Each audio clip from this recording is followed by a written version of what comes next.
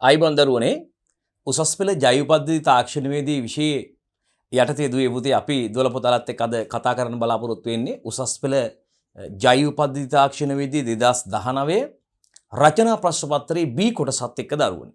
අපි දන්නවා 12 පුතාලා හැමෝම දන්නවා විෂය නිර්දේශයේ යාවත් කාලන දුවේ පුතේ 2017 දී 2017 උසස් පෙළ විභාගේ ලියන්න ආපු 12 පුතාලා අවුරුදු දෙකක් උසස් පෙළ ඉගෙනගෙන 2019 තමයි ඒගොල්ලන්ට මේ නව විෂය නිර්දේශය යටතේ විභාගෙට මුලින් මේගොල්ලෝ මුහුණ දුන්නේ. තාක්ෂණවේදී විෂය ධාරාව 2013 අවුරුද්දේ ලංකාවේ උසස් පෙළ අධ්‍යාපනයේට හඳුන්වලා දීලා උසස් පෙළට 2013 තමයි මේ විෂය මුලින්ම හඳුන්වලා දුන්නේ පුතේ. ඒතකොට 2013 උසස් පෙළට ආපු දරුවෝ අවුරුදු දෙකක් ඉගෙනගෙන 2015 විභාගෙ ලිව්වා.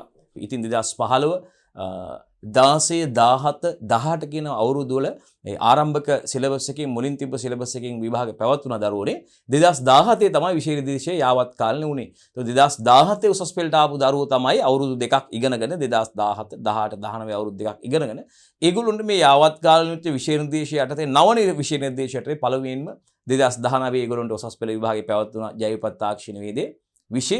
ඉතින් අපි දුවල පුතාලත් එක්ක මේ සාර්ථකව සාකච්ඡා කරමින් ඉන්නේ උසස් පෙළ 2019 ජෛව තාක්ෂණවේදී ප්‍රශ්න පත්‍රයේ නව නිර්දේශය අනුව සකස් වුණු ප්‍රශ්න පත්‍රය පැවැත්වුණු.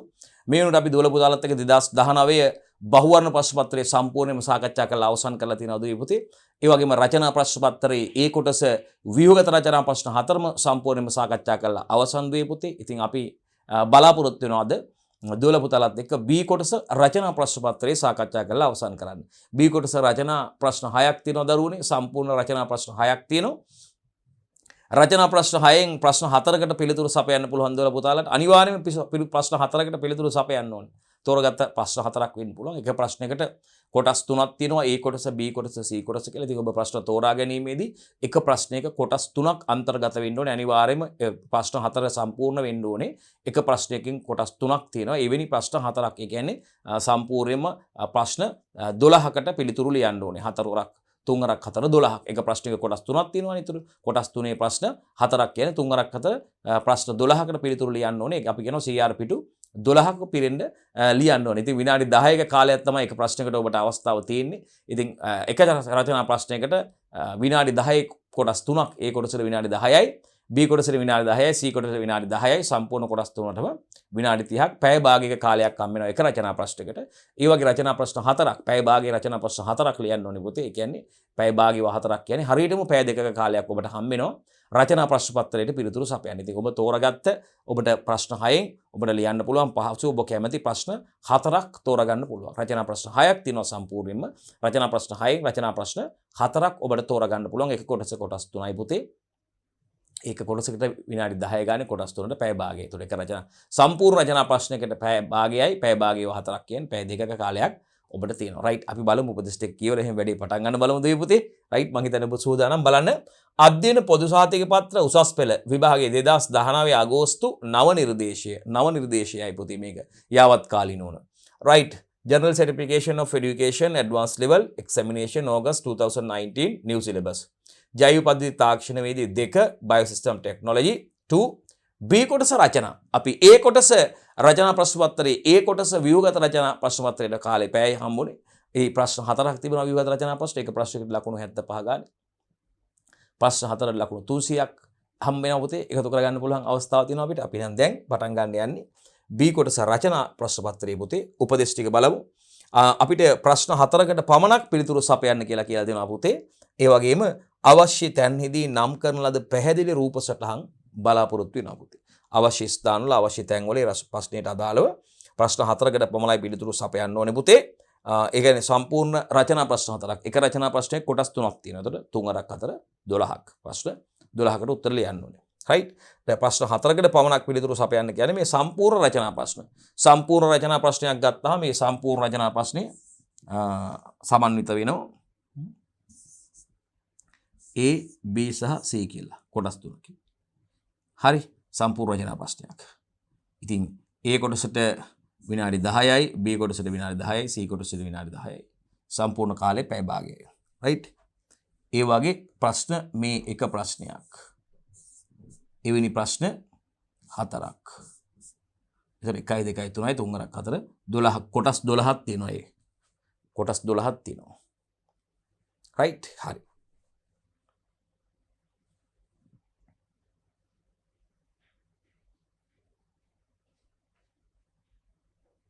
හරි. එතකොට B කොටස රචනා ප්‍රශ්න 4කට පමණක් පිළිතුරු සපයන්න ඕනේ පුතේ. අවශ්‍ය තැන්හිදී නම් කරන ලද පැහැදිලි රූප සටහන් අඳින්න ඕනේ. රයිට්. මෙන්න පස්වෙනි රචනා ප්‍රශ්නය කියන්නේ විවිධ රචනා ප්‍රශ්න 4 ඉවර වුණාම මේකට අංක වෙන්නේ 5. 5 6 7 8 9 10 කියලා තමයි අංකය දෙන්නේ. ඒතර විවිධ රචනා ප්‍රශ්නය. ඒ කොටස විවිධ රචනා ප්‍රශ්නේ පුතේ. ඒ කොටස විවිධ රචනා ප්‍රශ්න 4 සකස් වෙන්නේ ප්‍රශ්න 1 2 3 4 කියලා. ඒක විවිධ රචනා ප්‍රශ්න පත්‍රය. රචනා ප්‍රශ්න පත්‍රයේ ඒ කොටස. මේක වෙනම රචනා. B කොටස රචනා. ඒ කොටස විවිධ රචනානේ පුතේ. මේක B කොටස රචනා වෙනම රචනා ප්‍රශ්න පත්‍රයක්. විවිධ රචනා ප්‍රශ්න පත්‍රය අර සපයලා තියෙන ඉඩ මත කෙටි උත්තර බලාපොරොත්තු වෙන්නේ. දීර්ඝ පිළිතුරු බලාපොරොත්තු වෙන්නේ. නමුත් රචනා ප්‍රශ්න පත්‍රයේදී පුතේ විස්තරාත්මකව කරුණු නම් කරලා හැඳින්වීම කරලා කරුණු නම් කරලා ඒ කරුණු විස්තර කිරීමක් බලාපොරොත්තු වෙනවා. කාරණා කෝල් 2 3ක් විස්තර කිරීමක් බලාපොරොත්තු වෙනවා. ඉතින් එවැනි ප්‍රශ්න ගැන තමයි දැන් අපි කතා කරන්න යන්නේ 2019 රචනා ප්‍රශ්න පත්‍රයේ B කොටස රචනා රයිට් නව නිර්දේශයට තේ පැවතුණු පළවෙනි විභාගයේ 2019 අවුරුද්දේ. හොඳයි අපි එහෙනම් ඒක ආරම්භ වෙන්නේ ප්‍රශ්න අංක 5 කියලා ආරම්භ කරන්නේ 5A 5B 5C කියලා තියෙන ඊළඟට 6A 6B 6C ඊළඟට 7A 7B 7C 8A 8B 8C 9A 9B 9C 10A 10B 10C ඔය ආකාරයටයි ප්‍රශ්න 6 ඕඩ් එකට තියෙන්නේ රයිට්. බලමු අපි පළවෙනි ප්‍රශ්නේ නැත්නම් ප්‍රශ්න අංක 5 නේද? ඒ කියන්නේ එක පළවෙනි රචනා ප්‍රශ්න එක විදිහට අපි කියන්නේ ප්‍රශ්න 4 විවිධ ප්‍රශ්න 4ට පස්සේ පටන් ගන්නෙ 5 කියලා තමයි අංකණය කරලා තියෙන්නේ. රයිට්. එහෙනම් පළවෙනි ප්‍රශ්නේ නැත්නම් පස්වෙනි ප්‍රශ්නෙන් ආරම්භ කරනවා අපි. ඒ කොටස. රයිට්. ඒ කොටස අපෙන් අහනවා ජෛව පද්ධතිවලදී පාංශ ශුද්ධ ජීවීන්ගේ වැදගත්කම විස්තර කරන්න කියලා. ඉතාම හොඳ ප්‍රශ්නයක්. දෙවන ඒකකයට යන්නේ. දෙවන ඒකකයේ ජෛව පද්ධතිය ආශ්‍රිත පස දෙවන ඒකකයේ කොටස් දෙකකින් සමන්විතයි. දෙකේ එක ජෛව පද්ධතිය ආශ්‍රිත පස පාංශු ලක්ෂණ පිළිබඳව අපි කතා කරනවා පුතේ. එතනදී පාංශු භෞතික ලක්ෂණ, පාංශු රසායනික ලක්ෂණ සහ පාංශු ජෛවීය ලක්ෂණ ගැන කතා කරනවා පුතේ. පාංශු ජෛවීය ලක්ෂණ ගැන කතා කරත් තමයි පුතේ පාංශු ජීවීන් ගැන කතා කරන්නේ. අපි කියනවා පුතේ පස වාසස්ථානයේ කරගත්ත ඕනෑම ජීවියෙක් අපි පාංශු ජීවියෙක් කියලා හඳුන්වනවා පුතේ. මේ පාංශු ජීවීන් ඒගොල්ලොන්ගේ ශරීර පළල මත පුතේ අපි කොටස් ආකාර 3කට වර්ග කරනවා පුතේ. ශරීර පළල මත වර්ගීකරණය කරනවා පුතේ ඒගොල්ලොන්ගේ. අපි පුතේ විශේෂයෙන්ම ශරීර පළල මත ඒගොල්ලෝ මහා ජීවීන්, මජ්ජා ජීවීන් සහ ශුද්‍ර ජීවීන් කියලා ආකාර 3කට වර්ග කරනවා පුතේ. අපි කියනවා අපිට පියවියසට පෙනෙන පියවියසෙන් නිරීක්ෂණය කරන්න පුළුවන් කට්ටිය පුතේ. අපි කියනවා අපිට පියවියසට නිරීක්ෂණය කරන්න පුළුවන් ජීවීන් අපි කියනවා මහා ජීවීන් කියලා පුතේ. ඒතර මේ මහා ජීවීන් සහ ශුද්‍ර ජීවීන් අතරමැද ජීවී කාණ්ඩයක් විදිහට තමයි පුතේ අපි මජ්ජා ජීවීන් හඳුන්වන්නේ. ඒ වගේම ශුද්‍ර ජීවීන් කියනවා අපි පියවියසින් නිරීක්ෂණය කරන්න බෑ. තනි වෙන්නකොට ඒගොල්ලෝ පියවියසින් නිරීක්ෂණය කරන්න බෑ. දැන් දිලීර වගේ දිලීර ජාලයක් විදිහට තියෙනකොට අපිට ඒවා සමහරට ගණාවාස විදිහට තියෙන දිලීර ජාල සූත්‍රිකා ගණනාවක් එකට ඒක රාශි වෙලා තියෙනකොට අපිට නිරීක්ෂණය කරන්න පුළුවන්. ඉතින් මේවා තනිව ඉන්නකොට අපිට තනිව පියවියසෙන් සමහරලාට නිරීක්ෂණය කරන්න බෑ මේවා. අපි ශුද්‍ර ජීවීන්. එතකොට මහා ජීවීන් ගත්තාම පුතේ මහා ජීවීන්ට අයිති වෙනවා පෘෂ්ඨවංශිකයන් වගේම අපෘෂ්ඨවංශික ජීවීනුත් අයිති වෙනවා. පස වාසස්ථානයේ කරගත් ඕනෑම ජීවියෙක් අපි පාංශු ජීවියෙක් කියලා කියන්නේ පුතේ. එතකොට පියවියසෙන් නිරීක්ෂණය කරන්න පුළුවන් ශරීර පල්ල මිලිමීටර් 2කට වඩා වැඩි ජීවීන් පුතේ අපිට හඳුන්වනවා මහා ජීවීන් කියලා පුතේ. අපි විශේෂයෙන්ම පෘෂ්ඨවංශිකයන් වගේම අපෘෂ්ඨවංශික ජීවීන් වගේ පුතේ කොඳු යටපලක් ඇති සහ කොඳු යටපලක් නැති. මතකද ඔබට අපි 6 පන්තියේදී ජීවීන් වර්ගීකරණය කරනවා පුතේ. පෘෂ්ඨවංශීන් අපෘෂ්ඨවංශීන් කියලා. පෘෂ්ඨ රාජ්‍යයක් තියෙන නැත්නම් පෘෂ්ඨ රාජ්‍යයක් නැති කියන එක නේද? ඉතින් අපෘෂ්ඨවංශීන් ගත්තාම පුතේ විශේෂයෙන්ම අපි දන්නවා ගැඩවිලා ඒ තමයි කෘමි සතුන් පුතේ කුහුඹුවා වේයන් වගේ කට්ටිය පුතේ අපිට මේ පාංශු මහා ජීවීන් වලට හඳුන්වන්න පුළුවන් පුතේ අපෘෂ්ඨවංශික ජීවීන් විදිහට. ඒ වගේ පෘෂ්ඨවංශික ජීවීන් විදිහට අපේ පස වාසස්ථානයේ කරන් ජීවත් වෙන පුතේ මීයන් අපිට හඳුන්වන්න පුළුවන් පුතේ. අපෘෂ්ඨවංශයෙන් ගොළු බෙල්ලත් ගන්න පුළුවන් පුතේ. මීයා වගේ ජීවීන් ගන්න පුළුවන් පුතේ අපිට පෘෂ්ඨවංශික ජීවීන් විදිහට පස වාසස්ථානයේ කරගෙන ඉන්න. ඊට පස්සේ පුතේ මේ මජ්ජා ජීවීන් ගත්තාම පුතේ මිලිමීටර් 2ත් නේද පුතේ අපි කියනවා මිලිමීටර් 0.1 අතර ජීවීන් ගත්තාම පුතේ අපි කියනවා පාංශු ශුද්‍ර ජීවීන් සහ මහා ජීවීන් අතර අතරමැද ජීවී ආකාරයක් පුතේ. රයිට් මයිටාවන් වගේ ගත්තාම පුතේ. මයිටාවන් වගේ ගත්තාම අපිට හඳුන්වන්න පුළුවන්. ශුද්‍ර ජීවීන් ගත්තාම පුතේ අපි කියනවා ශරීර පළල මිලිමීටර් 0.1කට වඩා අඩු ජීවීන් කියලා අපි පියවි වශයෙන් නිරීක්ෂණය කරන්න නොහැකි ජීවීන් මේකට අඩංගු වෙනවා පුතේ. අන්තර්ගත වෙනවා විශේෂයෙන්ම දිලීර බැක්ටීරියා ගන්න පුළුවන් පුතේ අපිට කියන්න පුළුවන් ප්‍රොටෝසෝවාවන් පුතේ ප්‍රොටොක්සිස්ටාවන් දිලීර බැක්ටීරියා වගේ පියවැසි නිරීක්ෂණය කරන්න බැරි ශුද්‍ර ජීවීන් පුතේ අපිට පසේ වාසස්ථාන කරගත්ත තවත් ජීවී ආකාරය තමයි මේ ශුද්‍ර ජීවීන්. ඉතින් විශේෂයෙන්ම අපිට මෙතන ශුද්‍ර ජීවීන් ගැන කතා කරන්න තියෙන පුතේ අපි බලමු ප්‍රශ්නෙට ගිහිල්ලා පොඩ්ඩක් නැවතත්. කෙටි හැඳින්වීමක් කරේ මේ පාංශු ජීවීන් පුතේ ඇත්තටම පසේ විශේෂයෙන්ම මේ පාංශු ක්‍රියාකාරීත්වය සම්බන්ධයෙන් පසේ විවිධ ලක්ෂණ සඳහා පුතේ පාංශු ජීවීන්ගේ බලපෑම ගැන කතා කරන්න තියෙනවා අපිට. බලමු අපි මේකදී පුතේ විශේෂයෙන්ම අපෙන් ප්‍රශ්නෙන් අහන්නේ ජෛව පද්ධතිවලදී පාංශු ශුද්‍ර ජීවීන්ගේ වැදගත්කම විස්තර කරන්න කියලා. ඊටාම වැදගත් ප්‍රශ්නයක් පුතේ. අතිශය වැදගත් ප්‍රශ්නයක්. මතකද අපෙන් අහන්නේ ජෛව පද්ධතිවල පාංශු ශුද්‍ර ජීවීන්ගේ වැදගත්කම. දැන් අපි ගත්තාම ජෛව පද්ධතියක නැත්නම් අපි ගත්තාම මේ ජීවී ආකාර අපි ජීවීන් කියලා හඳුන්වන්නේ පුතේ කවුද? ශාක සතුන් ශුද්‍ර ජීවීන්. කවුද පුතේ? ශාක සතුන් ශුද්‍ර ජීවීන්. ඉතින් විශේෂයෙන්ම මේ ශුද්‍ර ජීවීන් ගත්තාම කින්ඩම් මොනෙරා කියන රාජධානියට අයත් වෙන පුතේ දිලීර බැක්ටීරියා ගත්තාම ප්‍රොටොක්ටිස්සාවන් පුතේ ප්‍රොටෝසෝවාවන් අපි අයිති වෙන්නේ මේ විශේෂයෙන්ම බැක්ටීරියා සයනොබැක්ටීරියා ආකාර දිලීර ආකාර පුතේ අපි කින්ඩම් මොනෙරා කියන රාජධානියට විශේෂයෙන්ම මේ අපි අයිති වෙන්නේ පුතේ අපි කියනවා අපි මේගොල්ලෝ අයිති වෙන්නේ පුතේ නේද? ඉතින් විශේෂයෙන්ම අපි පාංශු ශුද්‍ර ජීවීන් ගැන කතා කරද්දී තාමත්ම වැදගත් පුතේ පසක ලක්ෂණ ගැන කතා කරනකොට පුතේ ඇත්තටම මේ පාංශු ශුද්‍ර ජීවීන් ගැන අපිට අනිවාර්යෙන් කතා කරන්න වෙනවා. ශුද්‍ර ජීවීන් අපි ගත්තාම අපි දන්නවා පසේ මේ විශේෂයෙන්ම පස මත එකතු වන කාබනික ද්‍රව්‍ය නේද පුතේ සරල ද්‍රව්‍ය බවට පත් කරන්නේ කාබනික ද්‍රව්‍ය ජීර්ණ ක්‍රියාවලිය සිදු වෙන්නේ පුතේ අපි දන්නවා ශුද්‍ර ජීවීන්ගේ ප්‍රධානතම ශක්ති ප්‍රභවයක් කාබනික ද්‍රව්‍ය.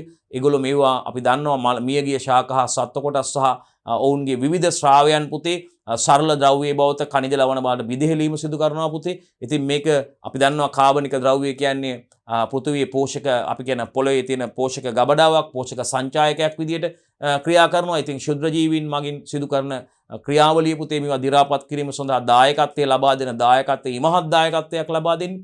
ඉතින් ඒකෙදි විශේෂයෙන්ම අපිට මේ පාංශු ශුද්‍ර ජීවීන් අතිශය වැදගත් කාර්යභාරයක් ඉටු කරනවා පුතේ. අපි දන්නවා හිතකර ශුද්‍ර ජීවීන් වගේම අහිතකර ශුද්‍ර ජීවීනුත් ඉන්නවා. ඉතින් විශේෂයෙන්ම අපි දන්නවා හිතකර ශුද්‍ර ජීවීන්ගේ බලපෑම ගැන විශේෂයෙන් අපි කතා කරනවා පුතේ. ඒ නිසා දැන් අපි බලමු කොහොමද මේ ශුද්‍ර ජීවීන් පාංශු ශුද්‍ර ජීවීන් හැඳින්වීම සහ ඔවුන්ගේ බලපෑම ඇති වන ආකාරය 2019 මේ ප්‍රශ්නයට අනුව. ඉතින් හැම අවුරුද්දකම පුතේ මේ පාංශු ලක්ෂණ මේ භෞතික ලක්ෂණ රසායනික ලක්ෂණ නැත්නම් ජෛවික ලක්ෂණ වලින් ප්‍රශ්නයක් අහනවා පුතේ. ඒ නිසා අපි ඒකට සූදානම් වෙන්න ඕනේ, හුරු වෙන්න ඕනේ. අපි හැමදාම කියනවා වගේ පුතේ අපිට විභාගයට බය නැතුව නොබියව මුහුණ දෙන්න විභාගයට ඉහළ සාමාර්ථයක් ලබා ගන්න නම් අපි නිතරම ප්‍රශ්න තමයි පුතේ කරන්න ඕනේ. විෂය නිර්දේශය අපි ආවරණය කරගෙන පාඩම් කරලා ඉවරලා පුතේ පාඩම් කරලා විතරක් මදි. අපි විභාගයක් සඳහා නම් සූදානම් වෙමු. අපි නිතරම කියනවා වගේ මේ විභාගයේ සඳහා සූදානම් වීමේදී පුතේ අපි පුළුවන් තරම් හැකි පමණ විභාග ප්‍රශ්න පත්‍ර වලට පිළිතුරු ලියලායි හුරු වෙන්න පුතේ. එතකොටයි අපිට නියමාකාරව බහුවර්ණ ප්‍රශ්න වලට උත්තර ලියන්න පුළුවන් වෙන්නේ. එක පාඩම ගිහිල්ලා අපි මේ බහුවර්ණ ප්‍රශ්න කියලා ලියන්න වාඩි වෙනවා. එක පාඩම ගිහිල්ලා ව්‍යුහගත ප්‍රශ්න වල ලියන්න වාඩි වෙනවා. එක පාඩම ගිහිල්ලා රචනා ප්‍රශ්න ලියන්න වාඩි වෙනවා. ඒක කරන්න බෑ පුතේ. ඔබ ක්‍රමානුකූලව විභාගයට මේ ලෑස්ති වෙන කාල සීමාව තුළ ඒ අවුරුදු ඔබට තියෙන ඉතිරි කාලය තුළ මේවා හරියට මැනේජ් කරගෙන ඔබ කරන විෂය අනුව පුතේ විෂයට අදාළව ඒකක වලින් කොහොමද ප්‍රශ්න අහන්නේ ඒකක වලින් දෙන ලකුණු ප්‍රමාණය රචනා ප්‍රශ්න කොහොමද අහන්නේ බහුවර්ණ ප්‍රශ්න ව්‍යුහගත ප්‍රශ්න කොහොමද අහන්නේ ඒතර අවුරුදු වල පසුගිය අවුරුදු වල කොහොමද අහලා තියෙන්නේ මොනවද මේ සඳහා තියෙන විභාග ඉලක්ක ප්‍රශ්න අනුමාන ප්‍රශ්න පත්‍ර ආදර්ශ ප්‍රශ්න පත්‍ර පෙරහුරු ප්‍රශ්න පත්‍ර වල මේ ඒකක වල කොහොමද ඇහිලා තියෙන්නේ පසුගිය ප්‍රශ්න පත්‍ර වල මේ එක් ඒකක වලට කොච්චර ලකුණු ප්‍රමාණයක් ලබා දීලා තියෙනවද කියන අවබෝධය ඔබ තුළ තියෙනවා නම් පුතේ ඒ සඳහා අපිට ක්‍රමානුකූලව සූදානම් වෙන්න පුළුවන් විෂය නිර්දේශයේ කොතනින් ඇහුවත් පිළිතුරු ලියන්න පුළුවන් විදිහටයි පුතේ ඔබ මේ සඳහා අනිවාර්යෙන්ම ස්ථීරයෙන්ම සූදානම් විය යුත්තේ පුතේ. කොතනින් ඇහුවත් 12 වෙනි ශ්‍රේණියට අදාළව අහන්න පුළුවන්. 13 වෙනි ශ්‍රේණියට අදාළ පාඩම් තියෙනවා. 12 වෙනි ශ්‍රේණියට අදාළ පාඩම් 11ක් තියෙනවා. 13 වෙනි ශ්‍රේණියට අදාළ පාඩම් 7ක් තියෙනවා. ඔක්කොම පාඩම් 19ක් තියෙනවා. BST වල පුතේ පාඩම් 8යි. පොඩ්ඩක් ඉන්න පාඩම් 8යි 13 වෙනි ශ්‍රේණියට අදාළව. ඒ වගේම 12 වෙනි ශ්‍රේණියට අදාළ පාඩම් 11යි සම්පූර්ණ පාඩම් 19ක් තියෙනවා පුතේ BST වල. ඉතින් මේක ඉතාම හොඳට මේ සිලබස් එක හදලා තියෙනවා පුතේ. මුළු විෂය නිර්දේශයේම ආවරණය වෙන පරිදි තමයි බැලන්ස් කරලා විභාගෙට පේපර් එකක් හදන්නේ. ඒක නිසා ඔබ හැකි පමණ පසුගිය විභාග ප්‍රශ්න වලට පිළිතුරු සපේලා ලියලා හුරු වෙන්න ඕනේ පුතේ. එතකොට තමයි ඔබට මේ විභාගය සඳහා හොඳ ශක්තිමත් භාවයක් බය නැතුව ඔබට විභාගෙට ලියන්න පුළුවන් පුතේ.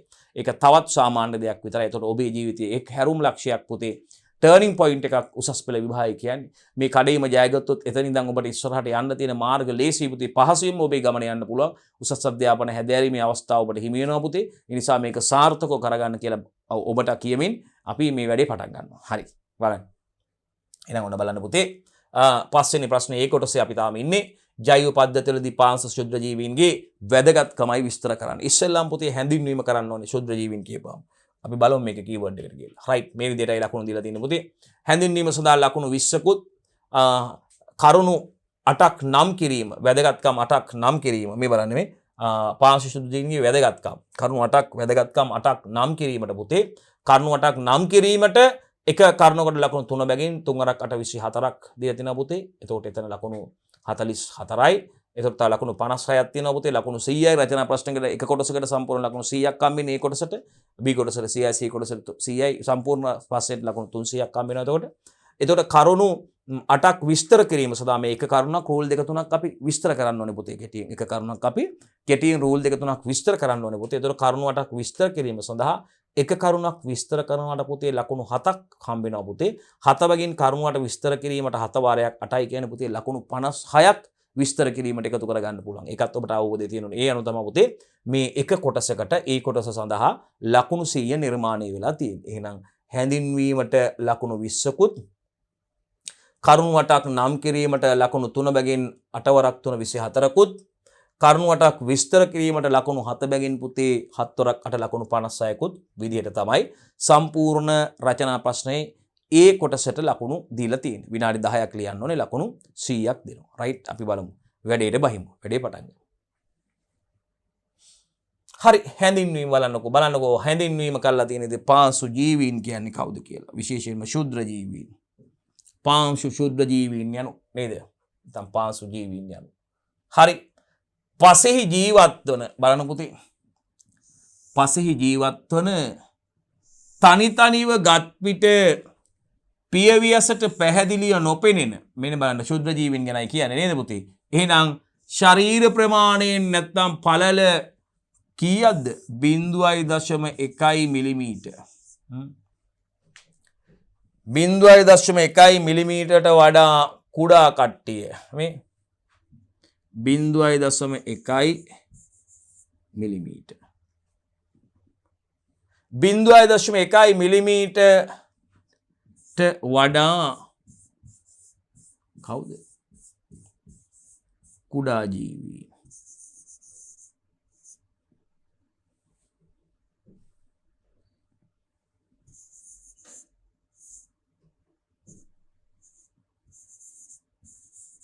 කුඩා ජීවී. බලන්නකෝ.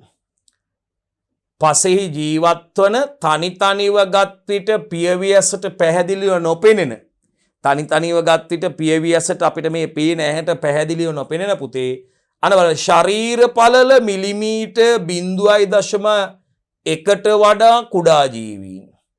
කියන්නේ මයික්‍රෝමීටර් 100ක්. මයික්‍රෝමීටර් 100ක්. හරි මයික්‍රෝමීටර් 100ක්. එතකොට අපි දන්නවා මිලි කියදී මේක අපි අගයන් දන්නවා මිලි සෙන්ට් කියද්දී 10^2යි නේද? මිලි කියනකොට 10^3යි. අපි දන්නවා මයික්‍රෝ කියද්දී 10^6යි මයික්‍රෝමීටර්. පිකෝ කියද්දී 10^9යි. නැනෝ කියනකොට 10^12යි. අපි දන්නවා යාගේ නේද? මේක කොච්චර බෙදන්නේ කොච්චරින්ද මේක බෙදන්නේ කියලා ගන්න අගේ. බෙදන්නේ කොච්චරකින්ද කියන එක. හරි එහෙනම් මිලිමීටර් 1ට වඩා කුඩා ජීවීන් පුතේ තනිව පසෙහි ඒගොල්ලෝ ජීවත් වෙන්නේ කොහෙද? පසෙහි ජීවත් වෙන්නේ තනිව ගත් විට පියවියසට පැහැදිලිව නොපෙනෙන පුතේ ශුද්‍ර ජීවීන්. තනිව ගත්වහම පියවියසට පැහැදිලිව නොපෙනෙන ශරීර ප්‍රමාණයෙන් පළල අපි කියවනේ පුතේ ශරීර පළල අනුවයි මේගොල්ලෝ අපි මහා ජීවීන්, මජ්ජා ජීවීන් සහ ශුද්‍ර ජීවීන් කියලා වර්ගීකරණය කරන්න හේතු වුණේ නිර්ණායක විදිහට යොදාගත්තේ ශරීර පළල මේගොල්ලෝගේ. එහෙනම් දුවේ පුතේ මතක තියාගන්න ශරීර ප්‍රමාණයෙන් පළල ශරීර පළල පුතේ මිලිමීටර් 0.1ට වඩා කුඩා ජීවීන් කාණ්ඩයක් තමයි පුතේ අපි ශුද්‍ර ජීවීන් කියලා හඳුන්වන්නේ. ශරීර පළල මිලිමීටර් 0.1ට වඩා කුඩා ජීවීන්. ශරීර පළල අපි කියනවා මයික්‍රෝමීටර නම් 100ක් කියලා. ඒ ප්‍රමාණය අපි මයික්‍රෝමීටර 100ක් පමණ. රයිට්, මයික්‍රෝමීටර 100. හරි. අපි යන් ඉදිරියට හැඳින්වීම අපි කරා. අපි ඉදිරියට යමු පුතේ. හරි. එතකොට මතක තියාගන්න මේ පාංශු ජීවීන් වර්ගීකරණය කරන ප්‍රධාන නිර්ණායකයක් තමයි පුතේ ශරීර පළල. ඒගොල්ලොන්ගේ පස වාසස්ථානය කරගත්ත ඕනෑම ජීවියෙක් අපි පාංශු ජීවියෙක් කියලා හඳුන්වනවා. එතකොට අපි ගත්තාම ශුද්‍ර ජීවීන් ගත්තාම පුතේ අපි කිව්වා ශරීර පළල මිලිමීටර් 1ට වඩා අඩු. තනි තනියව ගත් කල පියවි ඇසට පැහැදිලිව නොපෙනෙන කියලා පුතේ අපි කිව්වේ. රයිට්. හරි. තනි තනියව ගත් විට පියවි ඇසට පැහැදිලිව නොපෙනෙන ශරීර ප්‍රමාණයෙන් පළල 0.1 මිලිමීටරට වඩා කුඩා ජීවී කාණ්ඩයක් පුතේ. රයිට්. උදාහරණ අපිට ලියන්න පුළුවන් පුතේ බැක්ටීරියා,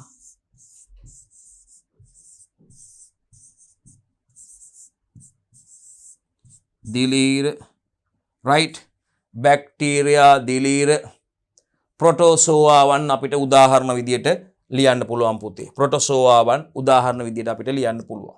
රයිට්. අපි යමු ඉදිරියට. හරි. ඉස්සෙල්ලාම අපි යනවා පළවෙනි වැදගත්කමට. වැදගත්කම නම් කරනවට ලකුණු හම්බ වෙනවා පුතේ. මෙන්න නම් කරපු එක අපි එතනම ඒක රූල් දෙක තුනක් විස්තර කරලා ලියනවා. පාංශු ශුද්ධ ජීවීන්ගේ වැදගත්කම් ගැනයි පුතේ කතා කරන්න යන්නේ. ශුද්ධ ජීවීන් සම්බන්ධයෙන් හැඳුන්වුවාට පස්සේ අපි ශුද්ධ ජීවීන්ගේ වැදගත්කම් ගැනයි විස්තර කරන්න ඕනේ පුතේ. වැදගත්කම් විස්තර කරන්න කියලා ප්‍රශ්නේ තිබ්බේ. බලන්න ආයෙත් ප්‍රශ්නයක්.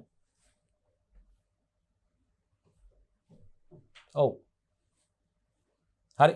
ජෛව පද්ධතිවලදී පාංශු ශුද්ධ ජීවීන්ගේ වැදගත්කම් විස්තර කරන්න බයෝසිස්ටම් වලදී. ජෛව පද්ධතිවලදී පාංශු ශුද්ධ ජීවීන්ගේ වැදගත්කම්. පුතේ කෘෂිකාර්මික ජෛව පද්ධති තියෙනවා පුතේ. දීවර හා ජල ජීව විද්‍යා වගා නේද පුතේ. අපි දන්නවා කෘෂිකාර්මික ජෛව පද්ධති ගත්තම වගා බිම් කියන්න පුළුවන් පුතේ අපිට. නේද පුතේ. ආරක්ෂිත ගෘහ තුල භෝග වගා කරනවා පුතේ. වගා ශේෂ්ත්‍ර තුල අපි භෝග වගා කරනවා. නේද පුතේ. රයිට්. එතකොට අපි දන්නවා භෝග විද්‍යාව ආශ්‍රිත ජෛව පද්ධති තියෙනවා පුතේ. දීවර හා ජල ජීව විද්‍යාව ආශ්‍රිත ජෛව පද්ධති තියෙනවා පුතේ. නේද පුතේ. ඒ වගේම සත්ත්වපාලන ශාස්ත්‍රය ආශ්‍රිත ජෛව පද්ධති තියෙනවා පුතේ. ගොවිපළ ආශ්‍රිත සත්ත්වපාලන ශාස්ත්‍රය ආශ්‍රිත ජෛව පද්ධති. ඒ වගේම දීවර හා ජල ජීව විද්‍යාව ආශ්‍රිත ජෛව පද්ධති පුතේ. ආහාර තාක්ෂණය ආශ්‍රිත ජෛව පද්ධති. ඉතින් අපිට ජෛව පද්ධති ගැන කතා කරනවා අපි දන්නවා පුතේ නේද. ජෛව පද්ධතියක් කියන්නේ යම් නිශ්චිත ප්‍රදේශයක නිශ්චිත කාල සීමාවකදී ජීවීන් අතර සහ ජීවීන් අජීවීන් අතර අන්තර් ක්‍රියා සිදුවීමින් පවතින ක්‍රියාකාරී ඒකකයක් තමයි පුතේ අපි ජෛව පද්ධතියක් කිව්වේ. ඉතින් මේ ජෛව පද්ධතිය සඳහා පුතේ මේ පාංශු ශුද්ධ ජීවීන්ගේ වැදගත්කම් ගැනයි පුතේ අපි කතා කරන්න යන්නේ. එකක් තමයි පුතේ විශේෂයෙන්ම අපි කියනවා කාබනික ද්‍රව්‍ය වියෝජනය. කාබනික ද්‍රව්‍ය වියෝජනය කරන්න ශුද්ධ ජීවීන්ට හැකියාවක් තියෙනවා. ඒක ශුද්ධ ජීවීන් වැදගත්කමක් පුතේ. විශේෂයෙන්ම ජෛව පද්ධති කෙරෙහි පාංශු ශුද්ධ ජීවීන්ගේ වැදගත්කමක් තමයි අපි කියනවා. ශුද්ධ ජීවීන්ගේ ශක්ති ප්‍රභවයක් තමයි පුතේ. ප්‍රධාන ශක්ති ප්‍රභවය තමයි පුතේ කාබනික ද්‍රව්‍ය. කාබනික ද්‍රව්‍ය වියෝජනය කරලා පුතේ ඒවා ඔවුන්ගේ ශක්තිය නිදහස් කරනවා පුතේ. සරල ද්‍රව්‍ය බවට නිදහස් කිරීම සිදු කරනවා. අපි දන්නවා කාබනික ද්‍රව්‍ය කියපුවා මියගිය ශාක හා සත්ව කොටස් සහ ඔවුන්ගේ විවිධ ශ්‍රාවයන් තමයි පුතේ කාබනික ද්‍රව්‍ය වලට අයිති වෙන්නේ. ඔබ දන්නවා විවිධ මට්ටමට ජීර්ණය වූ කාබනික ද්‍රව්‍ය පුතේ පසුමත අපිට දකින්න පුළුවන්. අලුතින් එකතු වූ කාබනික ද්‍රව්‍ය අර්ධ ලෙස දි รา පත් වේවා. ඒ වගේම දි รา පත් වුණ ඒවා විදිහට අපිට හඳුන්වන්න පුළුවන්. කාබනික ද්‍රව්‍ය අර්ධ ලෙස දි รา යාමෙන් හියුමස් හැදෙනවා පුතේ අපි දන්නවා. හියුමස් ජීර්ණයට තරමක් ප්‍රතිරෝධී ද්‍රව්‍යයක් පුතේ අපි දන්නවා. ඉතින් මේ හියුමස් සම්පූර්ණ දි รา යාම අපි කියනවා ඛනිජීකරණය මගින් ඛනිජ ලවණ බවට පුතේ මේවා හැදෙනවා. මුල් ද්‍රව්‍ය බවට ඒ වගේ පත්වීම සිදු වෙනවා. ඉතින් පුතේ අපි දන්නවා ශුද්ධ ජීවීන් කියන්නේ හරියට කුඩා රසායනික කම්හලක් වගේ පුතේ. ශුද්ධ ජීවීන්ට පුළුවන් පුතේ මේ ලාභ අමුද්‍රව්‍ය කියන්නේ බලනකො කුණු ගොඩක තියෙන ද්‍රව්‍ය ගොඩක් කුණු ගොඩක ඇතුළත තියෙන මොන හරි ද්‍රව්‍ය ටිකක් මල කාබනික ද්‍රව්‍ය ඒගොල්ලන්ට පුළුවන් ලාභ අමුද්‍රව්‍ය ප්‍රයෝජනවත් ද්‍රව්‍ය බවට පත් කරන්න පුළුවන් පුතේ. ලාභ ද්‍රව්‍ය ප්‍රයෝජනවත් ද්‍රව්‍ය බවට පත් කරන්න පුළුවන් පුතේ. පෝෂක බවට, පොහොර බවට පත් කිරීමේ හැකියාව තියෙනවා. එහෙනම් ශුද්‍ර ජීවීන්ට සාර්ව ව්‍යාප්තියක් තියෙනවා පුතේ. ශුද්‍ර ජීවීන් අපි දන්නවා කිලෝමීටර් ගණනාවක් ඉහළ වායුගෝලයේ උණුදුවේ උල්පත් ආශ්‍රිතවත් ඉන්නවා පුතේ. ගිනි කඳු ආශ්‍රිතවත් ඉන්නවා. ඒගොල්ලන්ට සාර්ව ව්‍යාප්තියක් තියෙනවා. ඉක්මනින් ගුණණය වෙන්න පුළුවන් හැකියාවක් තියෙනවා පුතේ මේ ශුද්‍ර ජීවීන්ගේ. ඒගොල්ලෝගේ අපි දන්නෝ නේද? විශේෂයෙන් මේ ස්ටෙප්ටි වලටත් මයික්‍රෝබයොලොජි තියෙනවා. ශුද්‍ර ජීව විද්‍යාව හොඳටම ඉගෙන ගන්න තියෙනවා. ඉතින් මෙතෙන්දී විශේෂයෙන්ම පාංශ ශුද්‍ර ජීවීන් ගැන කතා කරන්න තියෙනවා පුතේ. අපි පස ඒකකයේ ජෛව පද්ධති ආශ්‍රිත පස ඒකක ගැන කතා කරාම පාංශු ලක්ෂණ ගැන කතා කරනකොට පුතේ පාංශු භෞතික ලක්ෂණ, රසායනික ලක්ෂණ සහ ජෛවීය ලක්ෂණ යටතේ අපි පාංශු ජීවීන් වර්ගීකරණය කළා. ශුද්‍ර ජීවීන් ගැන අපිට විශේෂයෙන්ම කතා කරන්න තියෙනවා. එතනදී අපි දැන් මේ කතා කරමින් ඉන්නේ මේ පාංශු ශුද්‍ර ජීවීන් පුතේ ජෛව පද්ධති සඳහා උන්ගේ වැදගත්කම පුතේ කතා කර ඉන්නේ. රයිට්, බලමු පළවෙනි එක පුතේ. පළවෙනි වැදගත්කම පුතේ කාබනික ද්‍රව්‍ය වියෝජනය. කාබනික ද්‍රව්‍ය වියෝජනය. රයිට්, එහෙනම් කාබනික ද්‍රව්‍ය කියන්නේ අපි දන්නවා කවුද පුතේ? කාබනික ද්‍රව්‍ය කියන්නේ අපි දන්නවා පුතේ මියගිය සත්ව ශාක හා සත්ව කොටස් සහ ඔවුන්ගේ විවිධ ශ්‍රාවයන් පුතේ විවිධ මට්ටමින් ජීර්ණය වූ කාබනික ද්‍රව්‍ය පසුමත තියෙනවා පුතේ. නේද? රයිට්, අලුතින්ම එකතු වෙච්ච කාබනික ද්‍රව්‍යයක් තියෙනවා පුතේ පසුමත. රයිට්, එහෙනම් පසේ පවතින සංකීර්ණ කාබනික ද්‍රව්‍ය මල ශාක හා සත්ව ද්‍රව්‍ය නැත්නම් මියගිය ශාක හා සත්ව ද්‍රව්‍ය සහ ඔවුන්ගේ විවිධ ශ්‍රාවයන් තමයි පුතේ අපි කාබනික ද්‍රව්‍ය කියලා කියන්නේ. මෙන්න මේ කාබනික ද්‍රව්‍ය පුතේ පාංශ ශුද්‍ර ජීවීන් විසින් ශ්වසන උපස්තරයේ ලෙස යොදා ගැනීමේදී අන්න බලන්නකො පාංශ ශුද්‍ර ජීවීන් විසින් ශ්වසන උපස්තරයේ ලෙස යොදා ගැනීමේදී ඒවා ශාක වලට අවශෝෂණය කළ හැකි සරල ද්‍රව්‍ය බවට පත් වෙනවා පුතේ. khනිජ ලවණ බවට පත් වෙනවා ඒවා. ශාක වලට අවශෝෂණය කර හැකි සරල ද්‍රව්‍ය බවට පත් වෙනවා පුතේ. මේ නිසා පසේ පෝෂක බහුල වෙනවා. පසේ පෝෂක සුලභතාවය ඇති වෙනවා පුතේ. එහෙනම් පුතේ මේ කාබනික ද්‍රව්‍ය කියන්නේ ශුද්‍ර ජීවීන්ගේ ශක්ති ප්‍රභවය. ඔවුන්ට අවශ්‍ය ශක්තිය නිපදවා ගැනීම සඳහා පුතේ කාබනික ද්‍රව්‍ය විදහෙලීම සිදු කරලා ශක්තිය නිපදවීම සිදු කරනවා දරුවනේ. ඔවුන්ගේ ජීව ක්‍රියාවලිය සහ වර්ධනයේට ඒ ක්‍රියාවලිය සඳහා අවශ්‍ය ශක්තිය නිදහස් කිරීම සිද්ධ වෙනවා. ශුද්‍ර ජීවීන් කාබනික ද්‍රව්‍ය මත ඔවුන්ගේ එන්සයිම මුදා හැරලා පුතේ ඒවා ජීර්ණය දි รา පත් කරවීම සිදු වෙනවා පුතේ ශුද්‍ර ජීවීන් මගින්. එහෙනම් මතක තියාගන්න පසෙහි පවතින සංකීර්ණ කාබනික ද්‍රව්‍ය පුතේ අපි කියනවා මල කාබනික ද්‍රව්‍ය, මල ශාක හා සත්ත්ව ද්‍රව්‍ය පුතේ ශුද්‍ර ජීවීන් විසින් සරල ද්‍රව්‍ය බවට බෙදෙහෙලනවා දි รา පත් කිරීම සිදු කරනවා පුතේ. පාංශ ශුද්‍ර ජීවීන් විසින් මොකද කරන්නේ? ඒවා ශ්වසන උපස්තර ලෙස යොදා ගැනීමේදී පුතේ ඒවා ශ්වසන උපස්තර විදිහට යොදා ගන්නවා පුතේ. ශක්තිය නිදහස් කිරීම සඳහා සෛලීය ශ්වසනය මගින් ශක්තිය නිදහස් කරන්නේ පුතේ. ජීව ක්‍රියා සිදු කිරීම සඳහා අවශ්‍ය. එනම් පුතේ මේ ශ්වසන උපස්තර ලෙස යොදා ගැනීමේදී ඒවා ශාකවලට අවශෝෂණය කළ හැකි, ශාකවලට අවශෝෂණය කරන්න පුළුවන් සරල ද්‍රව්‍ය බවට පත් වෙනවා පුතේ. ශාකවලට අවශෝෂණය කරන්න පුළුවන් සරල ද්‍රව්‍ය බවට පත් වෙනවා පුතේ. මේ නිසා පසේ පෝෂක බහුල වෙනවා. පසේ පෝෂක බහුල වෙනවා. අපි කිව්වේ කාබනික ද්‍රව්‍ය අර්ධ ලෙස දි รา යාමට අපි ඒකට කියනවා හියුමීකරණය කියලා පුතේ. කාබනික ද්‍රව්‍ය අර්ධ ලෙස දි รา යාමෙන් හියුමස් බවට පත් වෙනවා පුතේ. මේ හියුමස් සම්පූර්ණ දි รา යාම අපි ඒකට කියනවා ඛනිජීකරණය කියලා පුතේ. මගින් ඒවා ඛනිජ ලවණ බවට පත් වෙනවා. මේ ක්‍රියාවලිය සදා පුතේ ශුද්‍ර ජීවීන් දායකත්වයේ ලබා දෙනවා. මේ සංකීර්ණ කාබනික ද්‍රව්‍ය සරල ද්‍රව්‍ය බවට බෙදෙහෙලීමේ ක්‍රියාවලිය සඳහා දායක වෙන්නේ ශුද්‍ර ජීවීන්. රයිට්, ලියා ගන්න පුළුවන් පුතේ ඔයගොල්ලන්ට. රයිට්, ලියා ගන්න පුළුවන් ඔයගොල්ලන්ට. හරි, දෙවෙනි කාරණා. පසෙහි පෝෂක සුලභතාව වැඩි කිරීම හා පෝෂක ප්‍රතිචක්‍රීකරණයට අන්න බලන්නකො පුතේ. ශුද්‍ර ජීවීන් වැදගත් වෙනවලු පුතේ. පසේ පෝෂක සුලභතාවය. පසට වැඩිපුර පෝෂක එකතු වෙනකොට පසේ වැඩිපුර පෝෂක තියෙනවා නම් පුතේ පෝෂක සුලභතාවය ඇති කරන්න. සුලභව පෝෂක ද්‍රව්‍ය අඩංගුයි අන්තර්ගතයි පසේ. එහෙනම් පුතේ පසෙහි පෝෂක සුලභතාවය වැඩි කිරීම හා පෝෂක මොකක් කරන්නද? ප්‍රතිචක්‍රීකරණය කිරීම. බලන්න මේ සඳහා පහත ක්‍රියාවන් වැදගත් වෙනවලු. උදාහරණ තියෙනවා පුතේ. ඇමෝනීකරණ බැක්ටීරියා මගින් සිදු කරනවා පුතේ. ඇමෝනීකරණ බැක්ටීරියා මගින් පුතේ මතක තියාගන්න. ඇමෝනීකරණ බැක්ටීරියා මගින් පුතේ මොකද කරන්නේ?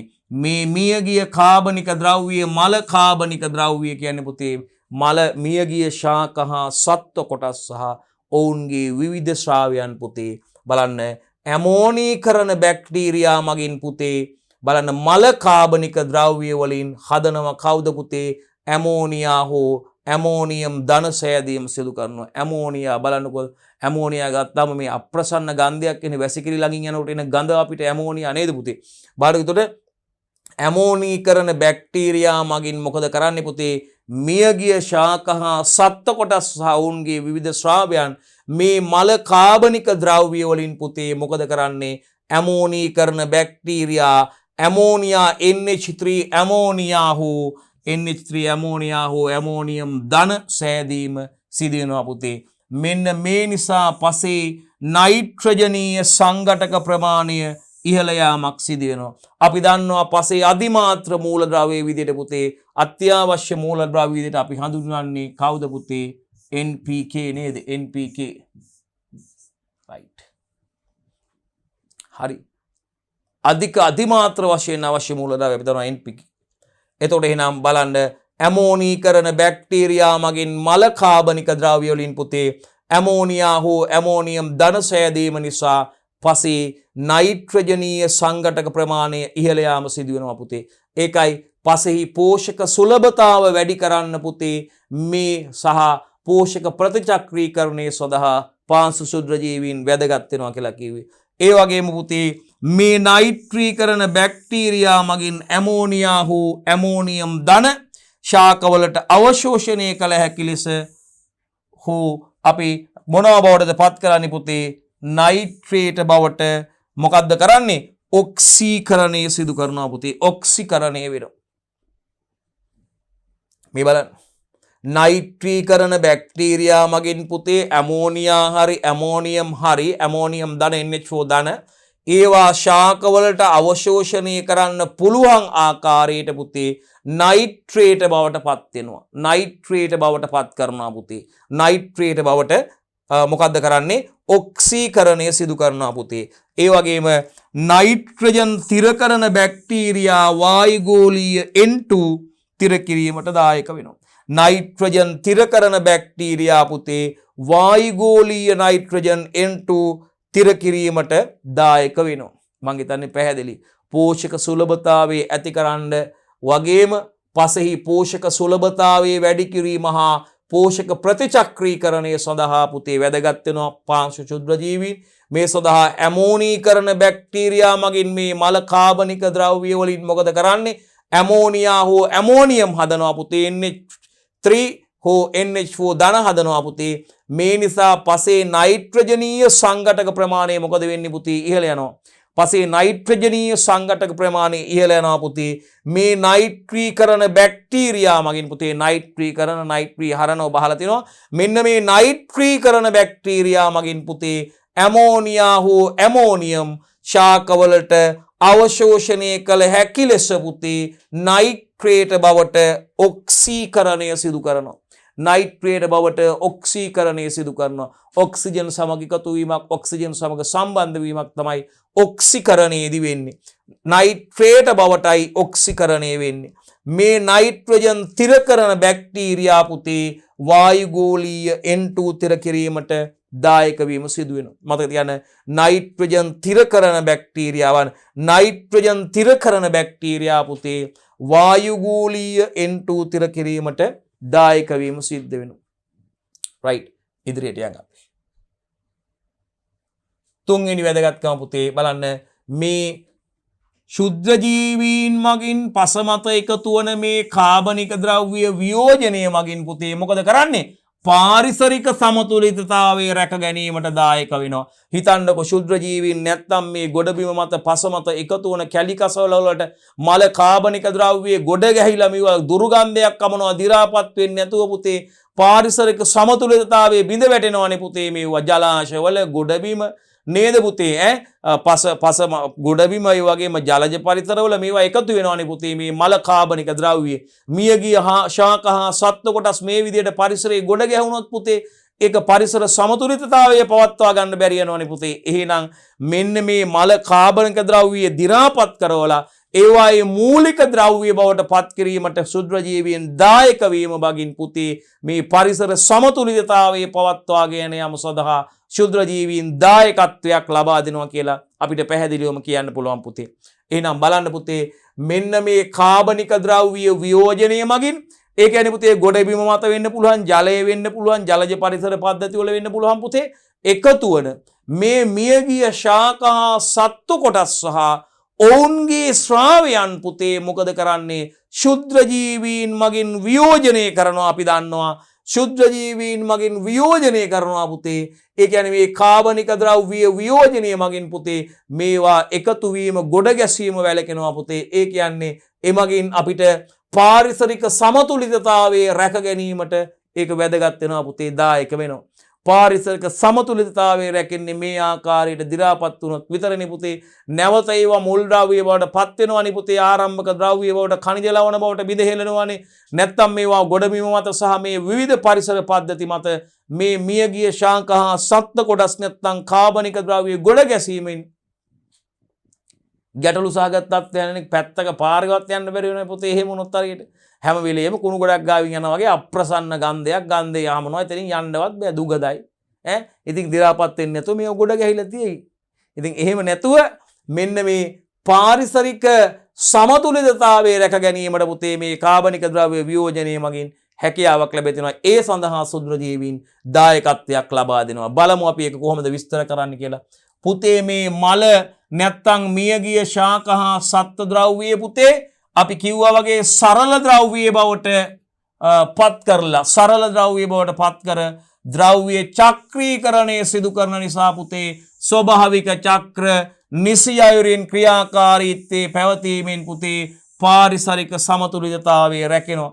උදාහරණයක් විදිහට ඛනිජ චක්‍රය, නයිට්‍රජන් චක්‍රය අපිට හඳුන්වන්න පුළුවන් පුතේ. එහෙනම් මෙන්න මේ ආකාරයට මියගිය ශාක හා සත්ත්ව කොටස් සහ ඔවුන්ගේ විවිධ ශ්‍රාවයන් තමයි අපි කාබනික ද්‍රව්‍ය විදිහට හැඳින්වුවේ පුතේ.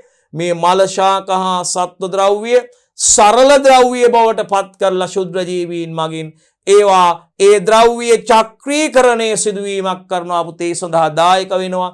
එමගින් මේ සිදුවන ද්‍රව්‍ය චක්‍රීකරණය නිසා පුතේ ඒවායේ ස්වභාවික චක්‍ර නිසි අයුරින් ක්‍රියාකාරීත්වයේ පවත්වා ගන්න පුළුවන් පුතේ. එමගින් පාරිසරික සමතුලිතතාවය රැකෙනවා. උදාහරණයක් විදිහට අපිට ඛනිජ චක්‍රය සහ නයිට්‍රජන් චක්‍රය හඳුන්වන්න පුළුවන් පුතේ. උදාහරණයක් විදිහට අපිට ඛනිජ චක්‍රය හා නයිට්‍රජන් චක්‍රය හඳුන්වන්න පුළුවන් දරුවෝ. 4 ඒ වගේම ශුද්‍ර ජීවීන් පුතේ ශාකවලට හානි කරන ව්‍යාධි ජනක ශුද්‍ර ජීවීන්ගෙන් ශාක ආරක්ෂා කරනවා පුතේ. බලන්නකො ශාකවලට හානි කරන ව්‍යාධි ජනක ශුද්‍ර ජීවීන් ඉන්නවානේ. ශුද්‍ර ජීවීන් හැමෝම හිතකර නැහැනේ පුතේ. ව්‍යාධි ජනක ශුද්‍ර ජීවීන් වන මේ හිතකර ශුද්‍ර ජීවීන් වගේම පුතේ ඒ අතර මේ ශුද්‍ර ජීවීන් අතර ඉන්නවා ව්‍යාධි ජනක ශුද්‍ර ජීවීන්. ඒ කියන්නේ රෝග ඇති කිරීමට හේතු වන ශුද්‍ර ජීවීන් පුතේ ව්‍යාධි ජනකයින්. මෙන්න මේ සමහර පාංශු ශුද්‍ර ජීවීන්ට හැකියාවක් තියෙනවා පුතේ මේ ශාකවලට ලෙඩ රෝග ඇති කරන්න, ශාකවලට ව්‍යාධි ඇති කරන්න හේතු වන ව්‍යාධි ජනක ශුද්‍ර ජීවීන් ඉන්නවනේ පුතේ. මෙන්න මේ ශාකවලට හානි පමුණවන ව්‍යාධි කියන්නේ ලෙඩ, ජනක කියන්නේ ලෙඩ ඇති කරන ව්‍යාධි ජනක ශුද්‍ර ජීවීන්ගෙන් ශාක ආරක්ෂා කිරීමට පුතේ පාංශු ශුද්‍ර ජීවීන් වැදගත් වෙනවා. මේකෙදී මොකද කරන්නේ පුතේ? මේ ශාක ව්‍යාධි ජනක නැත්නම් රෝගකාරක ශුද්‍ර ජීවීන්ගේ ක්‍රියාකාරීත්වය මොකද කරන්නේ? හිතකර පාංශු ජීවීන් විසින් වළක්වාලීම තුළින් ශාක ආරක්ෂා කරලා දෙනවා. බලන්නකො ශාකවලට රෝග ඇති කරන්න හේතු වන, ව්‍යාධි ඇති කරන්න, ලෙඩ ඇති කරන්න හේතු වන මේ ශාක ව්‍යාධි ජනක නැත්තම් රෝගකාරක කියන්නේ රෝග ඇති කරන එවුන්, ව්‍යාධි ජනක කියන්නේ ව්‍යාධි ජනනය කරන එවුන්, ලෙඩ ජනනය කරන එවුන් නැත්තම් රෝගකාරක රෝග ඇති කරන එවුන් ශුද්‍ර ජීවීන්ගේ ක්‍රියාකාරීත්වය හේතු කොටගෙන මොකද වෙන්නේ? මේ ව්‍යාධි ජනක නැත්තම් ශාක ව්‍යාධි ජනක රෝගකාරක ශුද්‍ර ජීවීන්ගේ ක්‍රියාකාරීත්වය මොකද කරන්නේ? මේ පසේ ඉන්න හිතකර පාංශු ජීවීන් මගින් මොකද්ද වෙන්නේ? ඔවුන්ගේ අර අහිතකර නැත්නම් ව්‍යාධි ජනක ශාක ව්‍යාධි ඇතිකරන්න හේතු වන රෝග ඇති කරන මේ රෝගකාරක ශුද්‍ර ජීවීන්ගේ ක්‍රියාකාරීත්වයේ පුතේ පසේ ඉන්න හිතකර ශුද්‍ර ජීවීන් මගින් මොකද්ද කරන්නේ? වළක්වාලීම සිදු කරනවා. ඒක වළක්වාලීමට හේතුවක් වෙනවා පුතේ. රයිට්? එහෙනම් බලන්න ශාක ව්‍යාධිජනක රෝගකාරක ශුද්‍ර ජීවීන්ගේ ක්‍රියාකාරීත්වය මොකද වෙන්නේ පුතේ? හිතකර පාංශු ශුද්‍ර ජීවීන් මගින් නැත්නම් හිතකර පාංශු ජීවීන් විසින් ඒ වළක්වාලීම තුලින් ශාක ආරක්ෂා කිරීම සිදු කරනවා පුතේ. වළක්වාලීම තුලින් ශාක ආරක්ෂා කිරීම සිදු කරනවා. හොඳයි පුතේ. එතකොට අපි බලමු ඊළඟ කරුණට යන්න. රයිට්? පාංශු සඵලතාවය රයිට් ෆර්ටිලිටි පවත්වා ගැනීමට වැදගත් වෙනවා. බලන්න ඒ මොකද්ද කියලා. පාංශු සඵලතාවයට පුතේ. රයිට්? පාංශු සඵලතාවයේ පවත්වා ගැනීමට ශුද්‍ර ජීවීන් වැදගත් වෙනවලු පුතේ. පාංශු ශුද්‍ර ජීවීන්. බලන්න ඒක මොකද්ද? උදාහරණයක් කොම්පෝස්ට් නිපදවීම. රයිට්? මතකද ඔයගොල්ලන්ට මම කිව්වා පාඩම පටන් ගන්න කියලා ශුද්‍ර ජීවීන්ට පුළුවන් මේ ලාභ අමුද්‍රව්‍ය ප්‍රයෝජනවත් ද්‍රව්‍ය බවට පත් කරන්න කියලා පුතේ. ශුද්‍ර ජීවීන් කියන්නේ කුඩා රසායනික කම්හලක් වගේ පුතේ. ශුද්‍ර ජීවීන්ට පුළුවන් ලාභ අමුද්‍රව්‍ය ප්‍රයෝජනවත් ද්‍රව්‍ය බවට පත් කරන්න. අන්න ඒකයි මෙතනත් වෙන්නේ පුතේ. බලන්න එහෙනම් පුතේ කරුණ තමයි පාංශු සඵලතාව පුතේ. ෆර්ටිලිටි පාංශු සඵලතාව පවත්වා ගැනීමට පුතේ. පාංශු සඵලතාව පවත්වා ගැනීමට පුතේ උදාහරණයක් විදියට බලමු කොම්පෝස්ට් නිපදවීමට පුතේ. කොම්පෝස්ට් නිපදවීමට පුතේ මොකද්ද පුතේ එකකින් කියන්නේ? මේ කොම්පෝස්ට් නිපදවීමේදී භාවිතා කරන අමුද්‍රව්‍ය පුතේ සරල තත්ත්වයට පත් කරනු ලබන්නේ පාංශු ජීවීන් මගින්. පාංශු ජීවීන් මගින්. බාණ්ඩ පුතේ එහෙනම් පාංශු සඵලතාවයේ පුතේ පවත්වා ගන්න ශුද්‍ර ජීවීන් වැදගත් වෙනවා. කෝ බලන්න එක දිගහැරලා පැහැදිලි කරලා තියෙන විදිය උදාහරණයක් කොම්පෝස්ට් නිපදවීම. පුතේ මෙන්න මේ කොම්පෝස්ට් නිපදවීමේදී මේ සඳහා භාවිතා කරන මැටීරියල්ස් අමුද්‍රව්‍ය පුතේ සරල තත්ත්වයට පත් කරනු ලබන්නේ කවුද? සරල තත්ත්වයට පත් කරනු ලබන්නේ පුතේ කවුරු මගින්ද? පාංශු ජීවීන් මගින්. පාංශු ජීවීන් මගින්. රයිට්? අපි යමු ඊළඟ කරුණට. 6 වෙනි කරුණ පුතේ. රයිට්? බයෝ ෆර්ටිලයිසර් නැත්නම් පුතේ ජෛව පොහොර ලෙස. ජෛව පොහොර ලෙස. අන්න බලන්නකෝ. මරුනේ ජෛව පොහොර ලෙස භාවිතා කරන්න පුළුවන් පුතේ. වැදගත්කමක් ලෝ ශුද්‍ර ජීවීන්ගේ. හරි. එහෙනම් මේ සඳහා බලන්න පුතේ මේ ජෛව පොහොර විදියට මේ සඳහා පාංශු ශුද්‍ර ජීවී විශේෂ යොදා ගනු ලබන අතර හරිද? භෝගවලට අවශ්‍ය පෝෂක කොහෙන්ද? වායුගෝලයෙන් ලබාගෙන තිර කිරීම හෝ එම ශුද්‍ර ජීවීන් මිය යාම මගින්ද පොහොර ලෙස ශාකවලට ලැබේ. ඔන්න කතන්දරේ. ජෛව පොහොර විදිහට බයෝ ෆර්ටිලයිසර් විදිහට කොහොමද පුතේ මේ සඳහා කවුද? පාංශු ශුද්‍ර ජීවී විශේෂ මේ බයෝ ෆර්ටිලයිසර් නැත්නම් ජෛව පොහොර නිපදවීම සඳහා පුතේ ජෛව පොහොර විදියට පුතේ මේ සඳහා මේ පාංශු ශුද්‍ර ජීවී විශේෂ යොදා ගනු ලබන අතර මේ සඳහා යොදාගන්නේ පාංශු ශුද්‍ර ජීවී ආකාර භෝගවලට අවශ්‍ය මොනවද? පෝෂක. කොහෙන්ද? වායුගෝලයෙන් ලබාගෙන. හරිද? තිර කිරීම හෝ එම ශුද්‍ර ජීවීන් මිය යාම මගින් පුතේ ඒවා පොහොරක් ලෙස ශාකවලට ලැබීම සිද්ධ වෙනවා. එම ශුද්‍ර ජීවීන් මිය යාම මගින් ඒවා පොහොරක් ලෙස පුතේ ශාකවලට ලැබීම සිදු වෙනවා. රයිට්. ජෛව පලිබෝධනාශක. අන්න බලන්නකෝ. මරු නියමයි. ජෛව පලිබෝධනාශක. රයිට්. දැන් පලිබෝධ කියන්නේ කාටද පුතේ? අපි දන්නවා භෝග ශාකවලට හානි කරන කෘමි පලිබෝධ ඉන්නවා පුතේ. ඒ වගේම කෘමි නොවන සත්ත්ව පලිබෝධ ඉන්නවා පුතේ. ඒ වගේම අපි ගත්තාම වල් පැලෑටිත් පලිබෝධ විදියටයි අපි හඳුන්වන්නේ. දැන් භෝගය ප්‍රධාන භෝගයට අමතරව අගාශේෂ්ත්‍රයේ මොනවා හැදුනත් අපි ඒවා වල් පැලෑටි කියලා කියන්නේ. ඔබ දැන් ගොයමත් එක්ක තරංගකාරීව වැඩෙන වල් පැලෑටි ගැන අහලා ඇති. දැන් නම් මේ වල් පැලෑටි සඳහා වල්නාශක සඳහා මේ ඇඩ්වර්ටයිසින් යන්නේ රූපවාහිනී මාධ්‍යවල ඉස්සර මේ මාධ්‍යවල විවිධ මාධ්‍යවල පුතේ මේ ඇඩ් ගියා පුතේ. ප්‍රචාරක දැන්වීම් ගියා පුතේ ඔබට අහලා ඇති මතකද දන්නේ තුනැස්ස තුන්හිරිය ගිරාපල බට දැල්ල ගොයමෙක්ක තරඟකාරීය වැඩෙන ගොජරි බජරි වෙල්මාරු තුනැස්ස තුන්හිරිය ගිරාපල බට දැල්ල කියලා එහෙම ඔබට මතක ඇති මෙන්න මේ ආකාරයට මේ වල් ඵලයටි සඳහා වල්නාශක වර්ග ඉතින් දැන් නම් මේ වල්නාශක තහනම් කරලා තියෙන සමහර අවස්ථාවලදී තියෙන බොහෝ විට තහනම් කරලා තියෙන වල්නාශක ඉතින් මේ අපි ඔබට මතක ඇතර හොඳට වතුර බැඳලා කුඹුරු කරන්න කියලා කියන්නේ අර අපි දන්නවා මුලින්ම වල්නාශක දැන් අපි ගොයන් කපලා ඉරුණාට පස්සේ අපි දන්නවා මේ අපි මේ හැදිලා තියෙන වල් පැල වල්නාශකයක් ගහනවා පුතේ වල්නාශකයක් ගහලා වතුර බැඳලා ඒක යට වෙන්න ඇරලා තමයි සීසෑ මේ කටයුතු කරන්නේ මේ වගා කටයුතු වලදී විශේෂයෙන්ම ගොයම් වගා කරනකොට වී වගාවේදී ඉතින් මේ වීත් එක්ක කුඹුරේ තරඟකාරීව වැඩෙන මේ තුනස්ස තුන්හෙරිය ගිරාපරා බට දැල්ල නේද ගොජරි බජරි වෙල්මාරු කියන්නේ මේවා මේ වල් පැල. ඉතින් මෙන්න මේ වීඩ්ස් පුතේ මෙන්න මේ වල් පැල වීඩ් කන්ට්‍රෝල් කරන්න තමයි වල්නාශක භාවිතා කරන්නේ.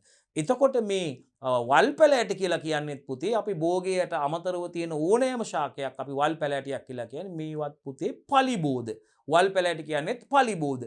කෘමීන් කියන්නේත් පලිබෝධ. භෝග ශාක වලට හානි කරන කෘමි පලිබෝධ වගේම කෘමි නොවන වෙනත් සත්ත්ව පලිබෝධත් ඉන්නවා පුතේ පක්ෂී නාලි පුතේ ගාවයන් මේ වෙනත් පලිබෝධක වෙනත් සත්ත්ව පලිබෝධ පුතේ කෘමි නොවන පලිබෝධ කට්ටිය සතුන් ඉත්තෑ වගේ සත්තු රොඩන්චයාව නේද පුතේ මේ එවැනි පක්ෂීන් වගේ පක්ෂීන් මේ වෙනත් කෘමි නොවන පලිබෝධත් ඉන්නවා.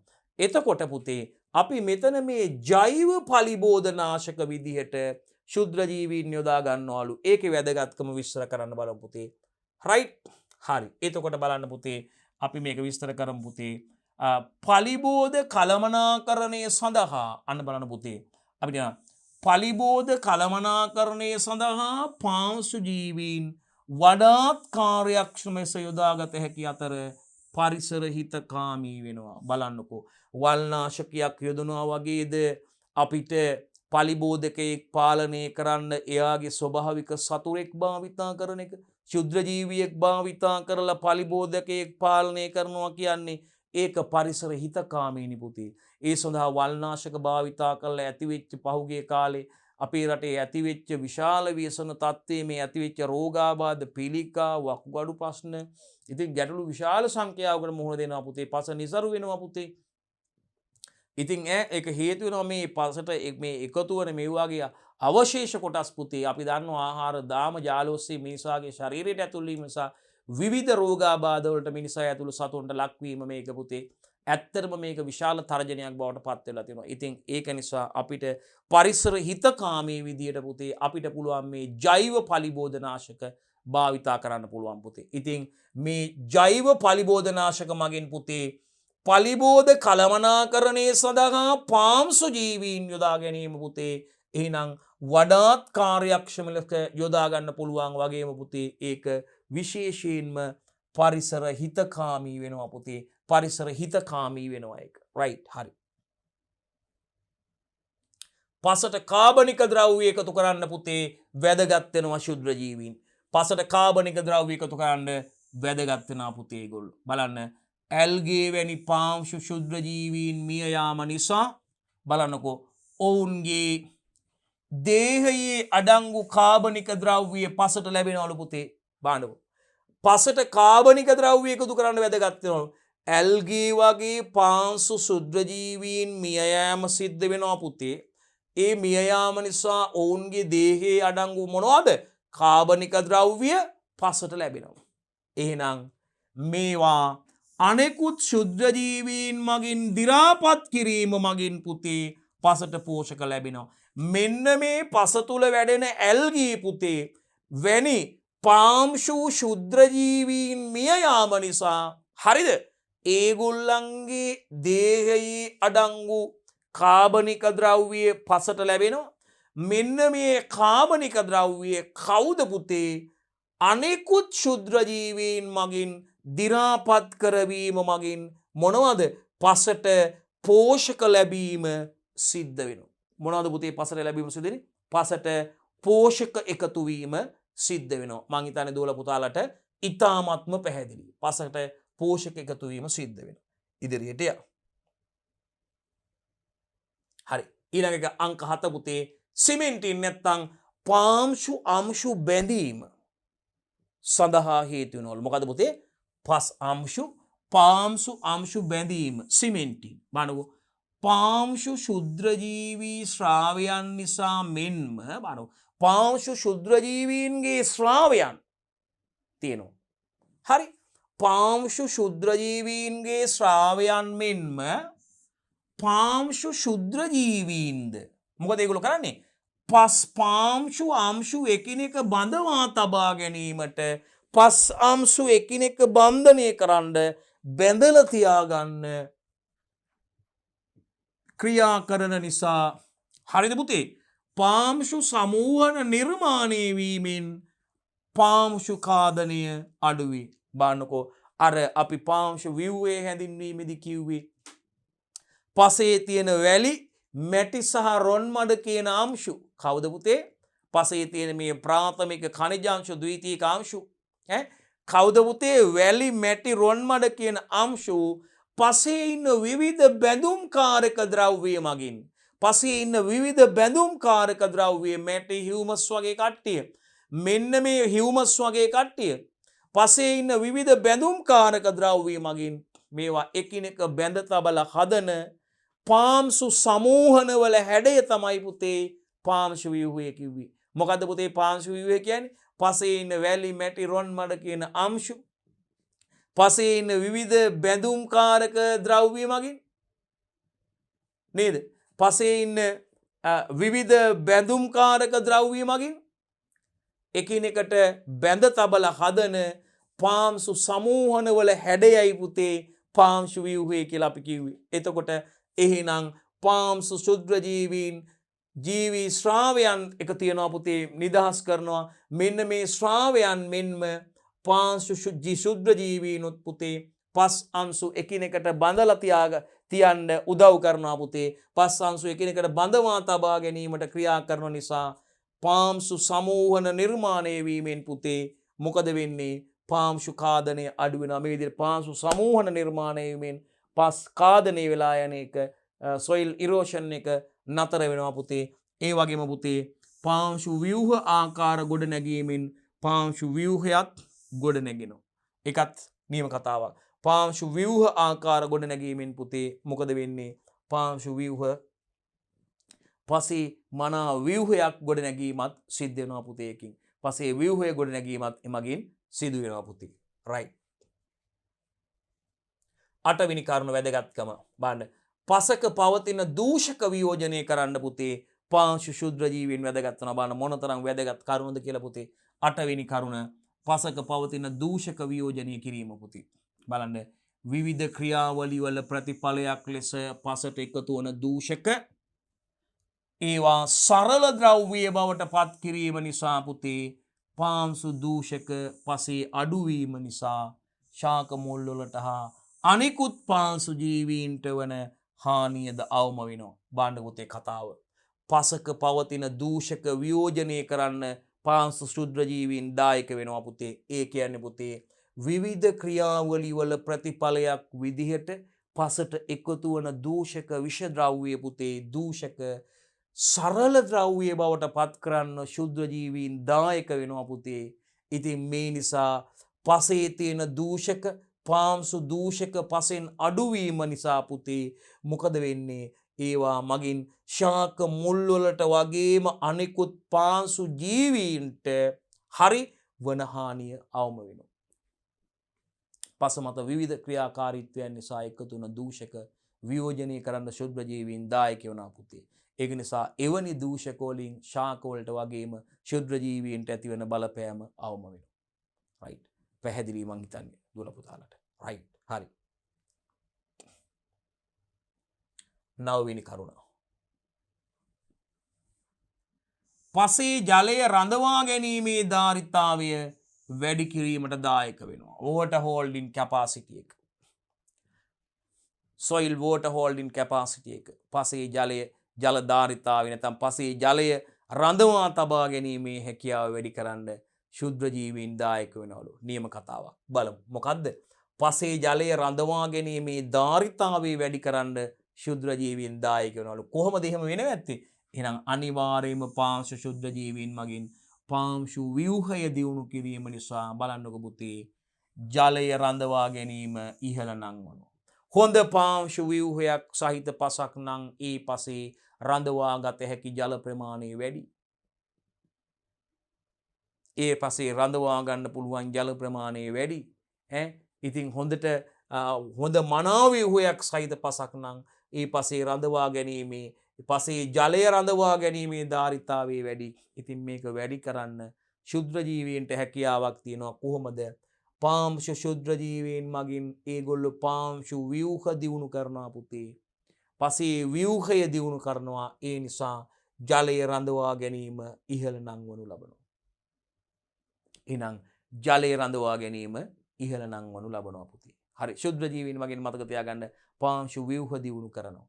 හරි. එහෙනම් පසේ ජලය රඳවා ගැනීමේ ධාරිතාවේ වැඩි කිරීමට දායක වීම පාංශු ශුද්‍ර ජීවීන් මගින් පාංශු ව්‍යුහය දියුණු කිරීම නිසා පුතේ ජලය රඳවා ගැනීම ඉහළ නංවනු ලබනවා.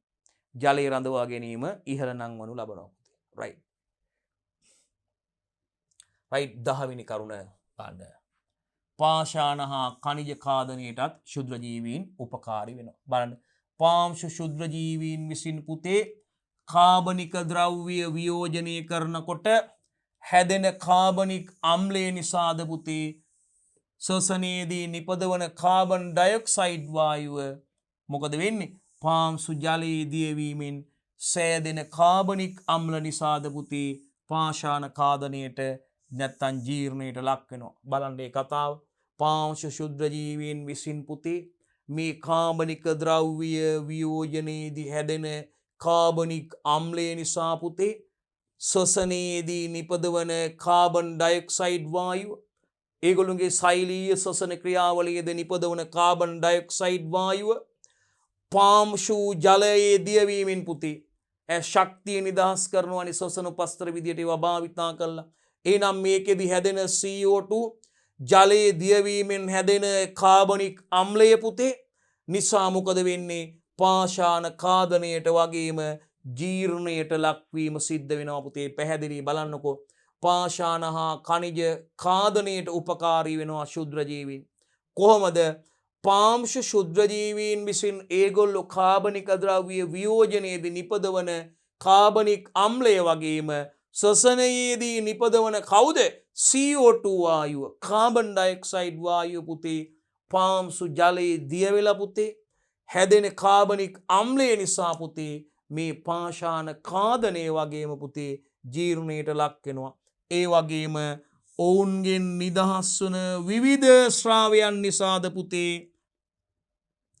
පාෂාණ හා ඛනිජ ඛාදනය වීමෙන් පස නිර්මාණය වීමට ඒක හේතුවක් වෙනවා පුතේ.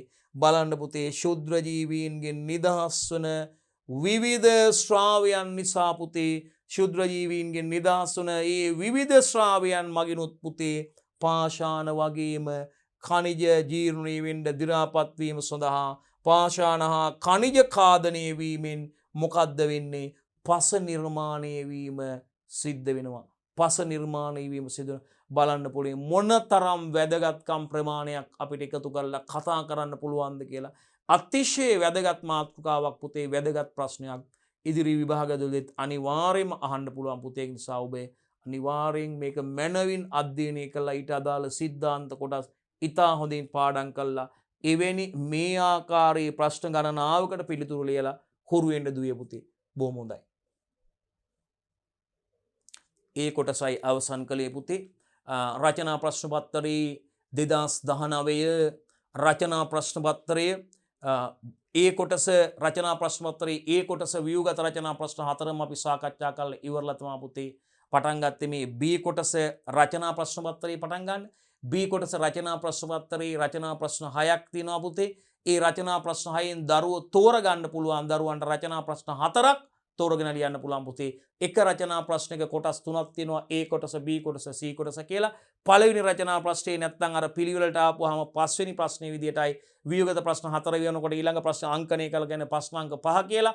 ප්‍රශ්නාංක 5 A කොටසයි පුතේ දුවල පුතාලත් එක්ක අපි කතා කරලා අවසන් කරේ. නැත්නම් B කොටස රචනා ප්‍රශ්න පත්‍රයේ පළවෙනි ප්‍රශ්නේ තමයි 5 කියලා අංකණය කරලා තියෙන්නේ. ඒකේ රචනා ප්‍රශ්න පත්‍රයේ පළවෙනි රචනා ප්‍රශ්නේ ඒ කොටස තමයි දුවල පුතාලත් එක්ක අපි කතා කරලා අවසන් කරේ. දැන් අපි බලාපොරොත්තු වෙනවා රචනා ප්‍රශ්න පත්‍රයේ B කොටස රචනා ප්‍රශ්න පත්‍රයේ පළවෙනි රචනා ප්‍රශ්නේ නැත්නම් පස්වෙනි රචනා ප්‍රශ්නේ B කොටසට ඔබත් එක්ක එකතු වෙන්න. බලන්න. අපෙන් හොඳ ප්‍රශ්නයක් අහනවා පුතේ. බිම් මැනීමේදී දම්වැල් මිනුම් ක්‍රමය යොදාගත නොහැකි අවස්ථා විස්තර කරන්න කියලා. ඉතාමත් හොඳ ප්‍රශ්නයක් පුතේ. දම්වැල් මැනීමටයි නැවතත් අපි යන්නේ. එතකොට අපි දන්නවා මේ ඒකකය ගැන කතා කරනකොට පුතේ විශේෂයෙන්ම 12 වෙනි ශ්‍රේණියේ 3 වෙනි ඒකකයේ යටතේ පුතේ දම්වැල් මැනීම කියන පාඩම අන්තර්ගත වෙලා තියෙන්නේ පුතේ. ඉතින් දම්වැල් මැනීම පාඩම අන්තර්ගත වෙලා තියෙන්නේ 12 වෙනි ශ්‍රේණියේ 3 වෙනි ඒකකයේ බිම් මැනීම සහ මට්ටම් ගැනීම කියන ඒකකයේ යටතේ පුතේ අපි කතා කරන්නේ. ඉතින් අපිට කුඩා පරිමාණ ඉඩමක් මැන ගැනීම සඳහා ඉතාමත්ම නිවැරදිව මැනගන්න පුළුවන් පැරණි සහ සරල ක්‍රමයක් විදිහටයි පුතේ දම්වැල් මිනිත ක්‍රමයේ දම්වැල් මැනීමේ ක්‍රමය හඳුන්වන්නේ. ඉතින් අද වර්තමාන සමාජීය පරිසරයේ තියෙන සංකීර්ණ තත්ත්වය නිසා පුතේ ඉතින් අපිට මේ දම්වැල් මැනීම සිදු වෙන්නේ නැහැ පුතේ. දම්වැල් මැනීම සිදු කිරීමට අපහසු අවස්ථා තියෙනවා පුතේ. ඒක නිසා දැන් මේ දම්වැල් මැනීම වෙනුවට ටේප් එක භාවිතා කරලා මිනුම් පටි භාවිතා කරලා මයින්නවා. දුර මැනීම සඳහා EDM උපකරණය භාවිතා කරනවා පුතේ. රයිට් ඉලෙක්ට්‍රෝ අපි EDM උපකරණය භාවිතා කරනවා පුතේ මේ තිරස් දුර මැන ගැනීම සඳහා මේ වෙනුවට විශේෂයෙන් අපි කියනවා EDM ඉලෙක්ට්‍රොනික ඩිස්ටන්ස් අපි කියන ඉලෙක්ට්‍රොනික ඩිස්ටන්ස් මෙෂර්මන්ට් එක EDM උපකරණය භාවිතා කරනවා පුතේ. ඉතින් මේ විශේෂයෙන්ම අපි අතීතයේ යොදාගත්ත පැරණි සරල නිවැරදි ක්‍රමයක් පුතේ දම්වැල් මැනීම කියන්නේ. ඉතින් මේකෙදි දිග සම්බන්ධ මිනුම් රේඛීය මිනුම් තමයි පුතේ විශේෂයෙන්ම ලබා ගන්න.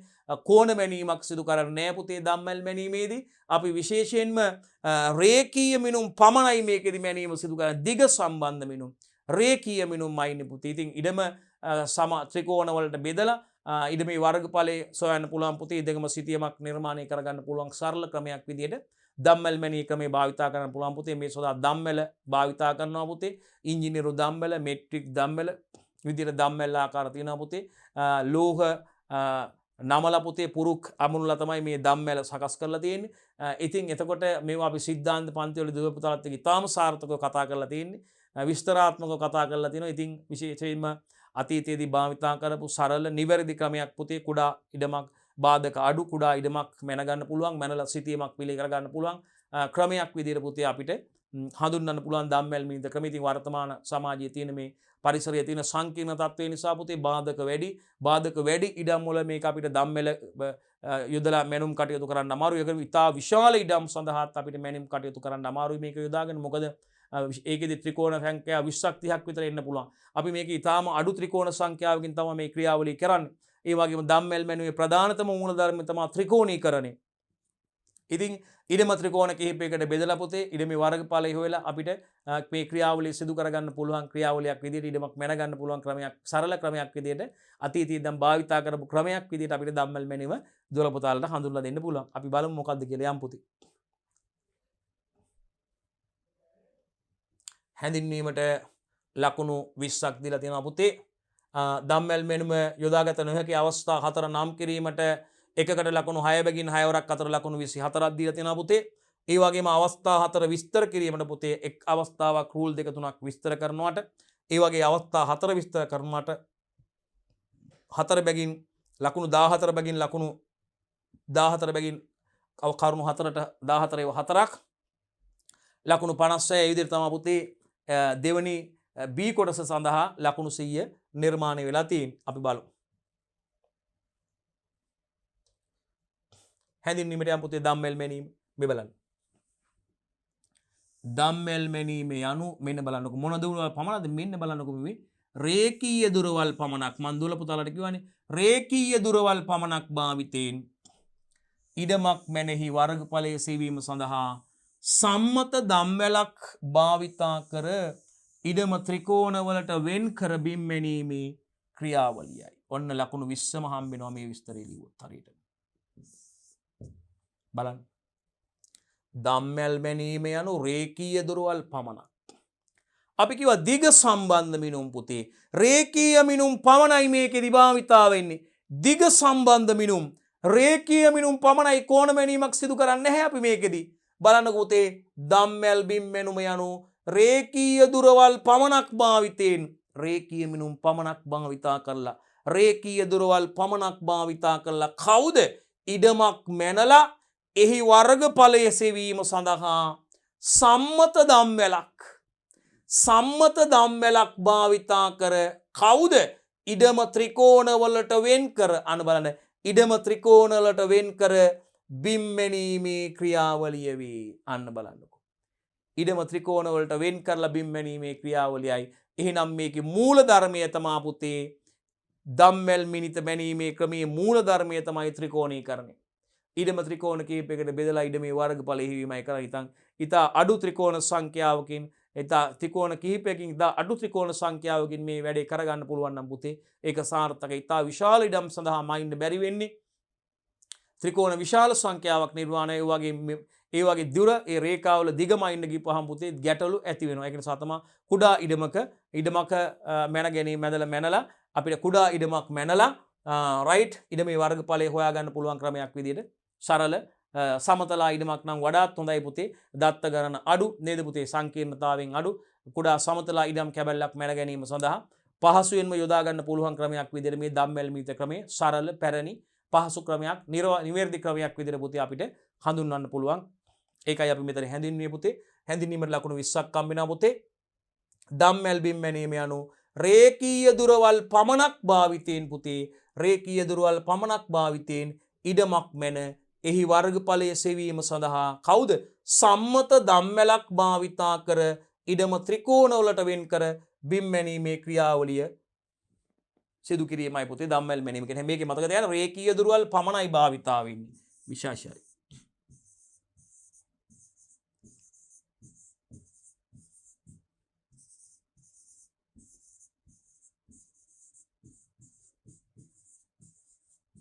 රේකීය දුරවල් පමණක් භාවිතා වීම වගේම මූල ධර්මයේ තමයි මොකද්ද?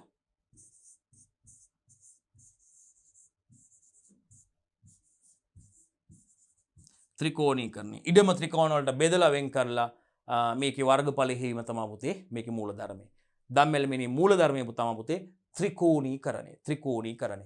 එහෙනම් අපි දැන් යන්නේ ඊළඟට මේ දම්වැල් මැනීම යොදාගත නොහැකි අවස්ථා කතා කරන්න යන්නේ පුතේ. රයිට්. යමු. හැඳින්වීමෙන් පස්සේ ඔන්න දම්වැල් මැනීම යොදාගත නොහැකි අවස්ථා එකක් බෑවුම් සහිත ප්‍රදේශයක් වූ කඳුකර ප්‍රදේශවල බිම් මැනීම සඳහා බාන පුතේ එක්කෝ අපිට බෑවුම් සහිත ප්‍රදේශයක් එහෙම නැත්නම් පුතේ කඳුකර ප්‍රදේශයක මේ කඳුකර ප්‍රදේශය බාන කොහොමද දම්වැල එලන්නේ බලන්නකෝ. බාන දම්වැල එලන්නේ කොහොමද බලන්නකෝ. අපි දම්වැල එලන්න එපා පුතේ. එතකොට මේ කොහොමද ඊළඟට මේ හරියට මිනුම් ලබා ගන්න අපහසුයි නේද පුතේ. කඳුකර ප්‍රදේශවල වගේම බෑවුම් සහිත ප්‍රදේශවල දම්වැල එලීමේ අපහසුතාව තියෙනවා පුතේ. මේ උපකරණ භාවිතා කරලා කිරීමේ අපහසුතාව තියෙනවා. අපි බලමු එතකොට බෑවුම් සහිත ප්‍රදේශයක් වූ කඳුකර ප්‍රදේශවල බිම් මැනීම සඳහා පුතේ යොදා ගන්න බැහැ දම්වැල් මැනීම. මොකද බෑවුම් සහිත වූ කඳුකර ප්‍රදේශවලදී පුතේ අපිට තිරස්රේකීය දුරවල් මැනීම ප්‍රායෝගිකව අපහසු වන අතර එහිදී ලබා ගනු ලබන මිනුම් දෝෂ සහිත වීමේ හැකියාව වැඩි පුතේ. මේකේ පුතේ රේකීය මිනුම්නේ ලබා ගන්න පුතේ දිග සම්බන්ධ මිනුම් රේකීය මිනුම් පමණක් යොදාගෙන මේ කටයුත්ත කරන්නේ ත්‍රිකෝණීකරණයයි මූල ධර්මය. ඉඩම ත්‍රිකෝණ වලට බෙදලා වර්ගඵලය හොයන්නේ පුතේ. එහෙනම් අපිට දම්වැල් මැනීම යොදාගත නොහැකි අවස්ථාවක් තමයි පුතේ විශේෂයෙන්ම බෑවුම් සහිත ප්‍රදේශයක්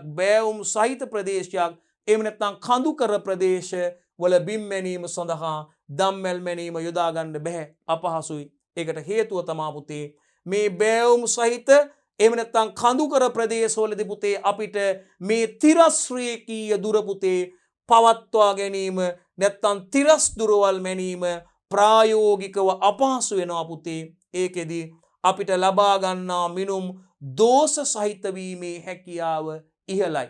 ඒක නිසා පුතේ බෑවුම් සහිත ප්‍රදේශ සහ කඳු කර ප්‍රදේශ පුතේ වල අපි දම්වැල් මැනීම යොදා ගන්න නැහැ පුතේ. යොදා ගැනීම අපහසු නිසා. රයිට්. යොදාගත නොහැකි අවස්ථාවක් විදියටයි හඳුන්වන්නේ. ඒ වගේම පුතේ අපි කිව්වා මේක කතා වුණා ප්‍රමාණයෙන් ඉතා විශාල ඉඩම් මැනීම සඳහා. ඉතින් විශාල ඉඩමක් මයින්කොට පුතේ අපිට මේකේ ත්‍රිකෝණ 30 40ක වගේ ප්‍රමාණයක් එන්න පුළුවන්. ඉතින් ඒ වගේ මේ රේඛාවල දිග මැනීමේදී අපිට වැරදි දෝෂ වෙන්න පුළුවන් පුතේ. ඒ නිසා අපි විශාල ප්‍රමාණයේ ඉඩම් මැන ගැනීම සඳහා මේ දම්වැල් මැනීම භාවිතා කරන්නේ නැහැ පුතේ. බලන්නකෝ මොකද පාදම් රේඛාව දැන් යම්කිසි ඉඩමක් ගත්තොත් පුතේ අපි පාදම් රේඛාව කියන්නේ මේ ඉඩම හරහා වැටලා තියෙන ප්‍රධානම රේඛාව AB බේස් ලයින් එක. බලන්නකෝ ඉඩම සමාන කොටස් දෙකකට බෙදෙන පරිදි අපිට මේ වෙන්වන ඉඩම හරහා දිවෙන ප්‍රධානම රේඛාව මේ හරහා තමයි දම්වැල් එලීම සිදු කරන්නේ අපි. රයිට් මේ තියෙන බේස් ලයින් එක ප්‍රධාන රේඛාව. හරි.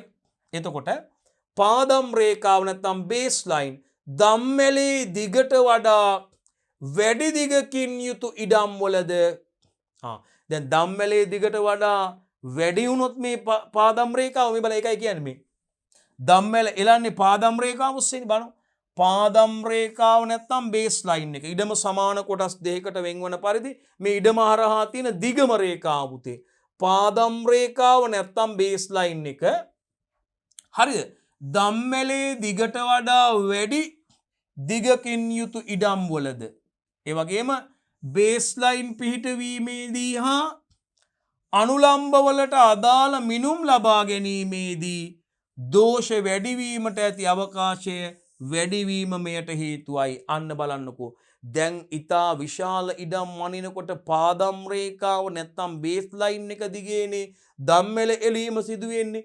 එතකොට මේ බලන්න පාදම් රේඛාව දම්වැලේ දිගට වඩා වැඩි දිගකින් යුක්ත ඉඩම් තියෙන පුළුවන්. ඒ වගේම බේස් ලයින් පිහිටවනකොට මේ පාදම් රේඛාව පිහිටුවීමේදී වගේම අපිට අනුලම්බ වලට අදාළ මිනුම් ලබා ගන්න ඕනේ. අනුලම්බයක් කියන්නේ ඉඩමේ තියෙන විවිධ ලක්ෂවල දත්තවල ඉඳලා මේ ප්‍රධාන රේඛාවට පාදම් රේඛාවට තියෙන දුරවල් මැන ගන්න එක.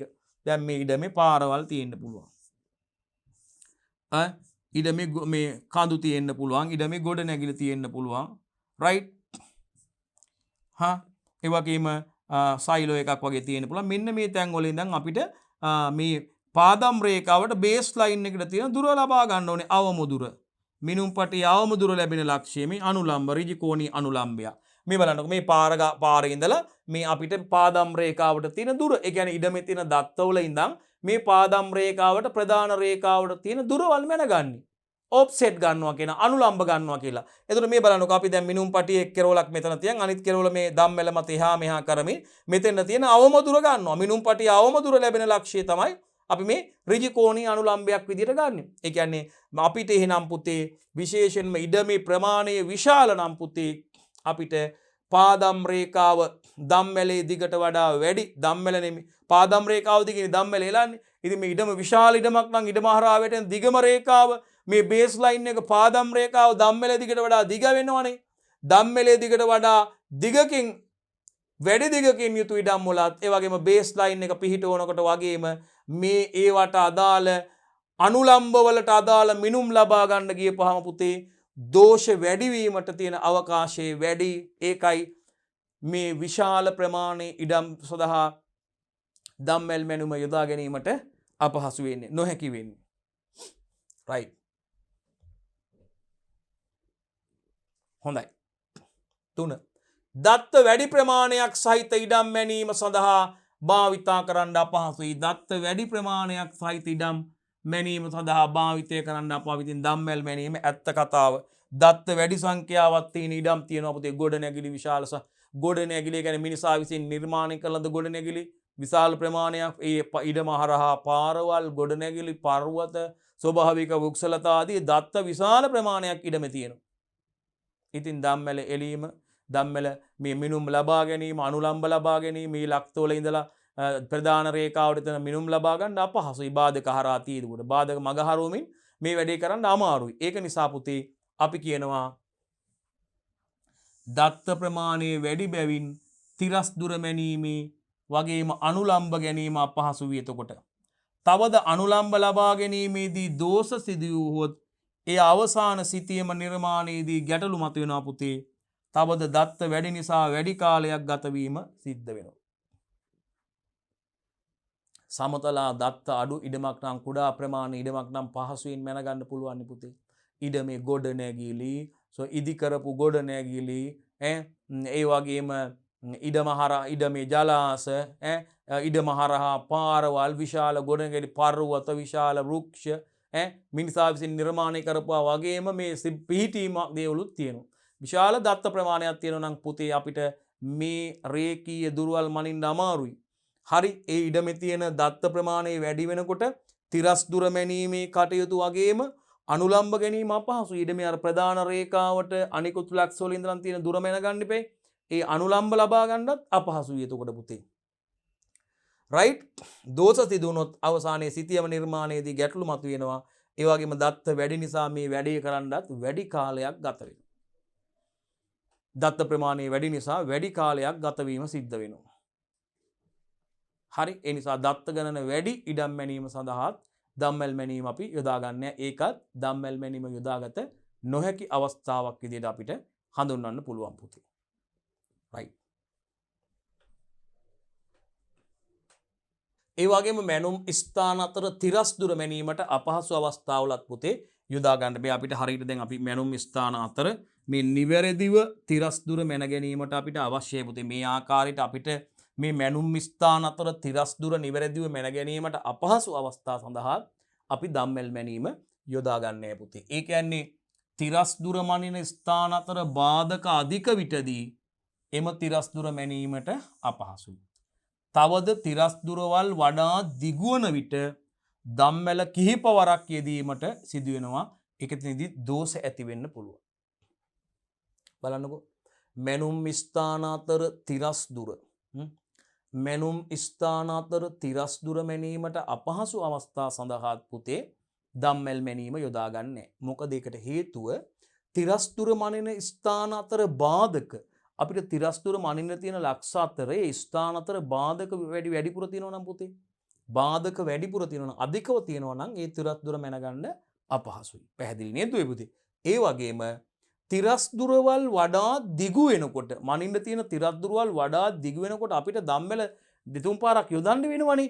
එහෙම වුණොත් දම්මැල කීප වාරයක් යෙදීමට සිද්ධ වෙනවා. එලීමට සිද්ධ වෙනවා. නම් ඒ වගේදීත් මේ දම්මැල කීප වාරයක් යෙදීමට සිදුවීමේදීත් පුතේ දෝෂ ඇති වෙන්න පුළුවන්. පැහැදිලිද පුතේ?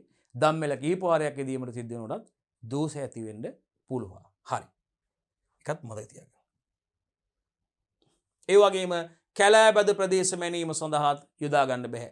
මොකද මේ වගේ ප්‍රදේශවල විශාල ශාක කුඩා ශාක පඳුරු ආදිය තියෙනවා පුතේ. එතකොට දම්මැල එලීමේදී ගැටලු මතුවෙනවා. ඒවා මගහරවල එලන්න එපා පුතේ බෑනේ. ඒ වගේම පාදම් රේඛාව නිසැයුරින් යෙදීමට අපහසුයි. අර ඉඩම හරහා වැටෙන ප්‍රධාන රේඛාව බේස් ලයින් එක ඉඩම් කොටස සමාන කොටස් දෙකකට වෙන්වන පරිදි ඒ දිගම රේඛාව එහෙම නිර්මාණය කරගන්නේ. එතකොට අපිට මේ කැලෑබද ප්‍රදේශවල මේ මැනුමක් දම්මැල් මැනුමක් කරන්න යනකොට මේ පාදම් රේඛාව නිසැයුරින් යොදන්න අපහසුයි. ඇයි? විශාල ශාක කුඩා ශාක පඳුරු ශාක වගේ තියදී හරහා වැඩේ කරන්න බෑනේ පුතේ. අමාරුයිනේ කැලෑබද ප්‍රදේශවල. ඒ වගේම අපිට අනුලම්බ සඳහා තිරස් දුර ලබා ගැනීමේදී ශාක පැවතීම නිසා තිරස් දුර මයින්නත් අමාරුයි. දැන් අපි කොහොම හරි ගහගත්තා කියන්නකො මෙහෙම බේස් ලයින් එක. එතකොට මේ හැමතැනම ශාක තියෙනවා. මේ හැමතැනම ශාක තියෙනවා මේ.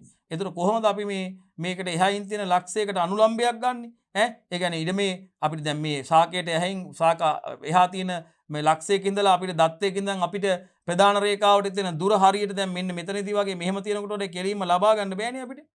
අනුලම්බ ඊට තියෙන දත්වල ඉඳන් මේ පාදම් රේඛාවට නැත්නම් ප්‍රධාන දම්මැල් රේඛාවට තියෙන දුර මැන ගැනීම තමයි අනුලම්බ ගන්නවා කියන්නේ. ඉතින් මේ බාධක තියෙනකොට අපිට අනුලම්බ නිවැරදිව ලබා ගැනීමේ හැකියාවක් නැහැ ඒකයි කියන්නේ. අනුලම්බ සඳහා තිරස් දුර ලබා ගැනීමේදී ශාක පැවතීම නිසා තිරස් දුර මැනීම අපහසු වෙනවා දරුවෝ. පුතේ නාගරික ප්‍රදේශවලදී මිනුම් ලබා ගැනීමත් අපහසු වෙනවා. නාගරික ප්‍රදේශවල දම්මැල් මැනීම යොදා ගැනීම අපහසුයි. මොකද නාගරික ප්‍රදේශ ජනාකීර්ණයි පුතේ. නිතරම රථ වාහන ධාවනය වෙනවා. විශාල ගොඩනැගිලි ඇතුළු බාධක රාශියක් නාගරික ප්‍රදේශ ආශ්‍රිතව තියෙනවා පුතේ. ඒ නිසා දම්වැල් බිම් මැනීම ප්‍රායෝගිකව පුතේ නාගරික ප්‍රදේශවලත් සිදු කරන්න අමාරුයි පුතේ. බලන්න. නාගරික ප්‍රදේශවලදී මිනුම් ලබා ගැනීම අපහසුයි පුතේ. ඒ කියන්නේ නාගරික ප්‍රදේශවල නිතරම රථ වාහන ධාවනය, ඒ වගේම විශාල ගොඩනැගිලි ඇතුළු බාධක රාශියක් පවතින නිසා පුතේ දම්වැල් බිම් මැනීම ප්‍රායෝගිකව සිදු කරන්න බැහැ. ප්‍රායෝගිකව සිදු කරන්න නැහැ පුතේ. විශේෂයෙන්ම මේ ජනාකීර්ණ නාගරික ප්‍රදේශවල මිනුම් ලබා ගැනීම අපහසුයි පුතේ. ඒකත් දම්වැල් මැනීම යොදාගත නොහැකි අවස්ථාවක් විදිහට අපිට සඳහන් කරන්න පුළුවන් දරුවෝ. 7 වෙනි එක. අක්‍රමවත් මායිම් ඇති ඉඩම් සඳහාත් බෑ පුතේ. ඒ කියන්නේ මායිම් අක්‍රමවත් වන විට විශාල අනුලම්බ ප්‍රමාණයක් ගන්න සිද්ධ වෙනවා. ඒ සඳහා විශාල කාලයක් වැය වීම සිදු වෙනවා පුතේ. ඒක නිසා අක්‍රමවත් මායිම් ඇති ඉඩම් සඳහාත් පුතේ දම්වැල් මැනීම යොදා ගන්න බෑ. දම්වැල් මැනීම යොදාගත නොහැකි අවස්ථාවක්. යොදාගත හැකි අවස්ථා තියෙනවා, නොහැකි අවස්ථා තියෙනවා. දුෂ්කරයි. මොකද අක්‍රමවත් මායිම් බවුන්ඩරිස් තියෙන බවුන්ඩරි ලයින්ස් කියන්නේ අපි මායිම් බවුන්ඩරිස්. අක්‍රමවත් මායිම් තියෙන ඉඩම් සඳහා මායිම් අක්‍රමවත් වෙනකොට අපිට විශාල අනුලම්බ ප්‍රමාණයක් ගන්න සිද්ධ වෙනවා. එතකොට පුතේ ඒ සඳහා විශාල කාලයක් වැය වීම සිද්ධ වෙනවා. අපි අර මුලින් කියපු සරල නිවැරදි ක්‍රමයක් විදිහට කරගන්න බැරිව යනවා ඒක. දුර පුතාලට පැහැදිලි. C කොටසට එනවා පුතේ අපි. පළවෙනි රචනා ප්‍රශ්නය 2019 නව නිර්දේශයට පැවැත්වුණු ජෛව පද්ධති තාක්ෂණවේදී උසස් පෙළ විභාගයේ ප්‍රශ්න පත්‍රයේ රචනා ප්‍රශ්න පත්‍රයේ B කොටස, රචනා ප්‍රශ්න පත්‍රයේ B කොටසේ පළවෙනි රචනා ප්‍රශ්නය තමයි පස්වෙනි රචනා ප්‍රශ්නයයි පුතේ අපි ඉන්නේ ඔයගොල්ලොත් එක්ක. රයිට්. ඒකේ C කොටසත් එක්කයි ඔය දැන් මේ අපිත් එක්ක එකතු වෙලා ඉන්නේ. බලමු අපි C කොටස. පළතුරු සැකසීමේ කර්මාන්ත ශාලාවකින් පිටවන අපජලය. පළතුරු සැකසීමේ කර්මාන්ත ශාලාවකන පළතුරු සේදීමට ගන්නවා ඇති නේද දරුවනේ. කර්මාන්ත ශාලාවේ මේස යන්ත්‍ර සූත්‍ර හොදන්න ජලය ගන්නවා ඇති. බිම ෆ්ලෝ එක හොදන්න, වෝල් එක හොදන්න, සීලින් එක හොදන්න ජලය භාවිතා කරනවා ඇති. උපකරණ හොදන්න, යන්ත්‍ර සූත්‍ර කැපුම් ඒවා කපන ඒවා සෝදන්න, පළතුරු සෝදන්න නේද දරුවනේ. ඒ සඳහා ජලය යොදා ගන්නවා ඇති. භාවිතා කරනවා ඇති. අනිවාර්යයෙන්ම ජලය අවශ්‍යයි කර්මාන්ත ශාලාවේ මේ ක්‍රියා කටයුතු සිදු කරන්න.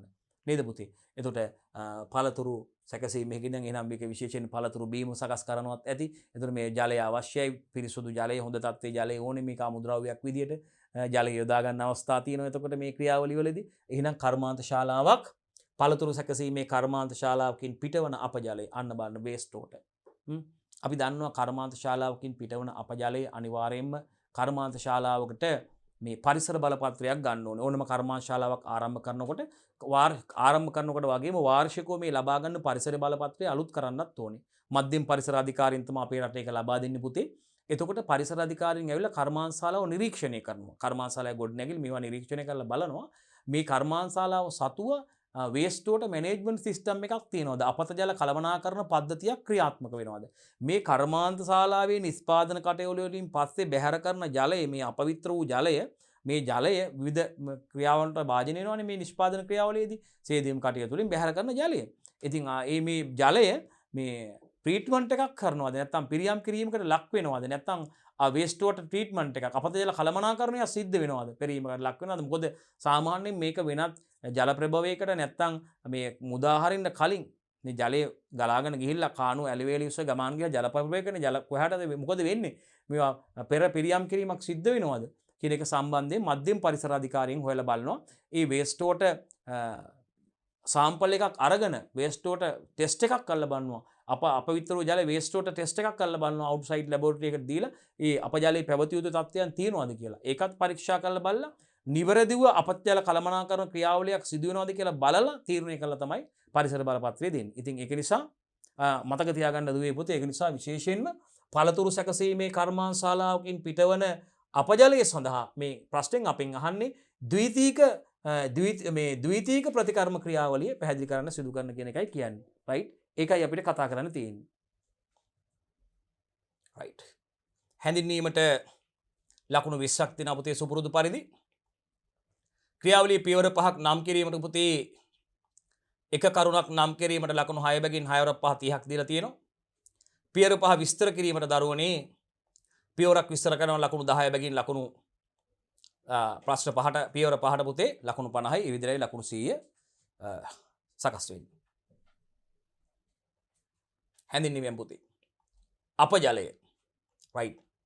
අපජලයේ ද්විතීයික ප්‍රතිකර්ම කිරීම යනු බලන්න පුතේ. සවායු බැක්ටීරියා යොදා ගනිමින් අපජලයේ දියවී ඇති කාබනික ද්‍රව්‍ය වියෝජනයට ලක් කිරීමයි. අපි මේක හඳුන්වනවා පුතේ ජෛවීය පිරියම් කිරීම ලෙස හඳුන්වනවා. right දැන් බලමු. මෙන්න මේ ආකාරයට නිවැරදිව අර්ථ දැක්වීම සිදු කරන්න ඕනේ පුතේ. හැඳින්වීම සිදු කරන්න ඕනේ. හැඳින්වීමට ලකුණු 20ක් හම් වෙනවා පුතේ. බලමු එතකොට අපි අපජලයේ ද්විතීයික ප්‍රතිකර්ම කිරීම යනු ස්වවායු බැක්ටීරියා කියන්නේ පුතේ ඒ බැක්ටීරියා වල ක්‍රියාකාරීත්වය සඳහා අනිවාර්යෙන්ම ඔක්සිජන් අවශ්‍යයි පුතේ. දැන් අපි දන්නවා බැක්ටීරියා ගැන කියනකොට අපි කියනවා ස්වවායු, නිර්වායු, වෛකල්පික. ස්වවායු කියපුවහම පුතේ අත්‍යවශ්‍යයෙන්ම ඔක්සිජන් පැවතිය යුතුයි ඔවුන්ගේ ශ්වසන ක්‍රියාවලිය සඳහා. නිර්වායු කියපුවහම පුතේ ඔවුන්ගේ ක්‍රියාවලින් සඳහා ඔක්සිජන් අවශ්‍ය වෙන්නේ නැහැ නිර්වායු. වෛකල්පික බැක්ටීරියා කියපුවහම පුතේ ඔක්සිජන් තිබිලා හෝ නැතුව ඔක්සිජන් සහිත හෝ රහිත අවස්ථාවන්හිදී මේ ක්‍රියාවලිය සම්පූර්ණ කරගන්න බැක්ටීරියා අපි හඳුන්වනවා පුතේ වෛකල්පික කියලා. right. මම හිතන්නේ ඒකත් ඔබට අවබෝධය ඉතාමත්ම වැදගත් වෙනවා. ඉතින් දුවේ පුතේ හැඳින්වීම යටතේ අපජලයේ ද්විතීයික ප්‍රතිකර්ම කිරීම කියලා කියන්නේ secondary treatment එකක් පුතේ අපජලයේ.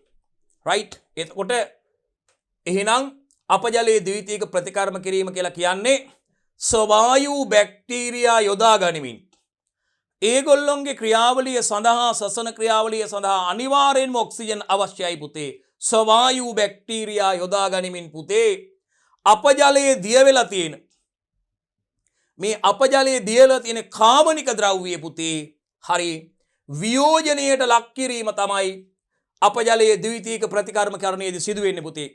මේ ද්විතීයික ප්‍රතිකර්ම කිරීම secondary treatment එක පුතේ අපි හඳුන්වනවා ජෛවීය පිරියම් කිරීමක් ලෙස මේක හඳුන්වන්න පුළුවන්.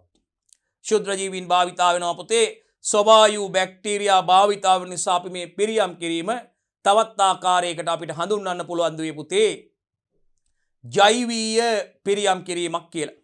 ජෛවීය පිරියම් කිරීමක් කියලා පුතේ මේක අපිට හඳුන්වන්න පුළුවන්. එහෙනම් නැවත සැරයක් බලමු පුතේ ඔයගොල්ලෝ ලියා ගන්න පුළුවන්. හැඳින්වීම අපජලයේ ද්විතීයික ප්‍රතිකර්ම කිරීම යනු පුතේ ස්වවායු බැක්ටීරියා යොදා ගනිමින් අපජලයේ දියවී ඇති කාබනික ද්‍රව්‍ය කවුද පුතේ? අපජලයේ දිය වෙලා තියෙන කාබනික ද්‍රව්‍ය වියෝජනයකට ලක් කිරීමයි. මේක අපිට ජෛවීය පිරියම් කිරීම කියලාත් හඳුන්වන්න පුළුවන්. right. මේ ආකාරයෙන් නිවැරදිව අර්ථ දැක්වීම කරන්න ඕනේ පුතේ. ලකුණු 20ක් නිවැරදි අර්ථ දැක්වීමට හැඳින්වීම සඳහා දීලා තියෙනවා. අපි යමු ඉදිරියට.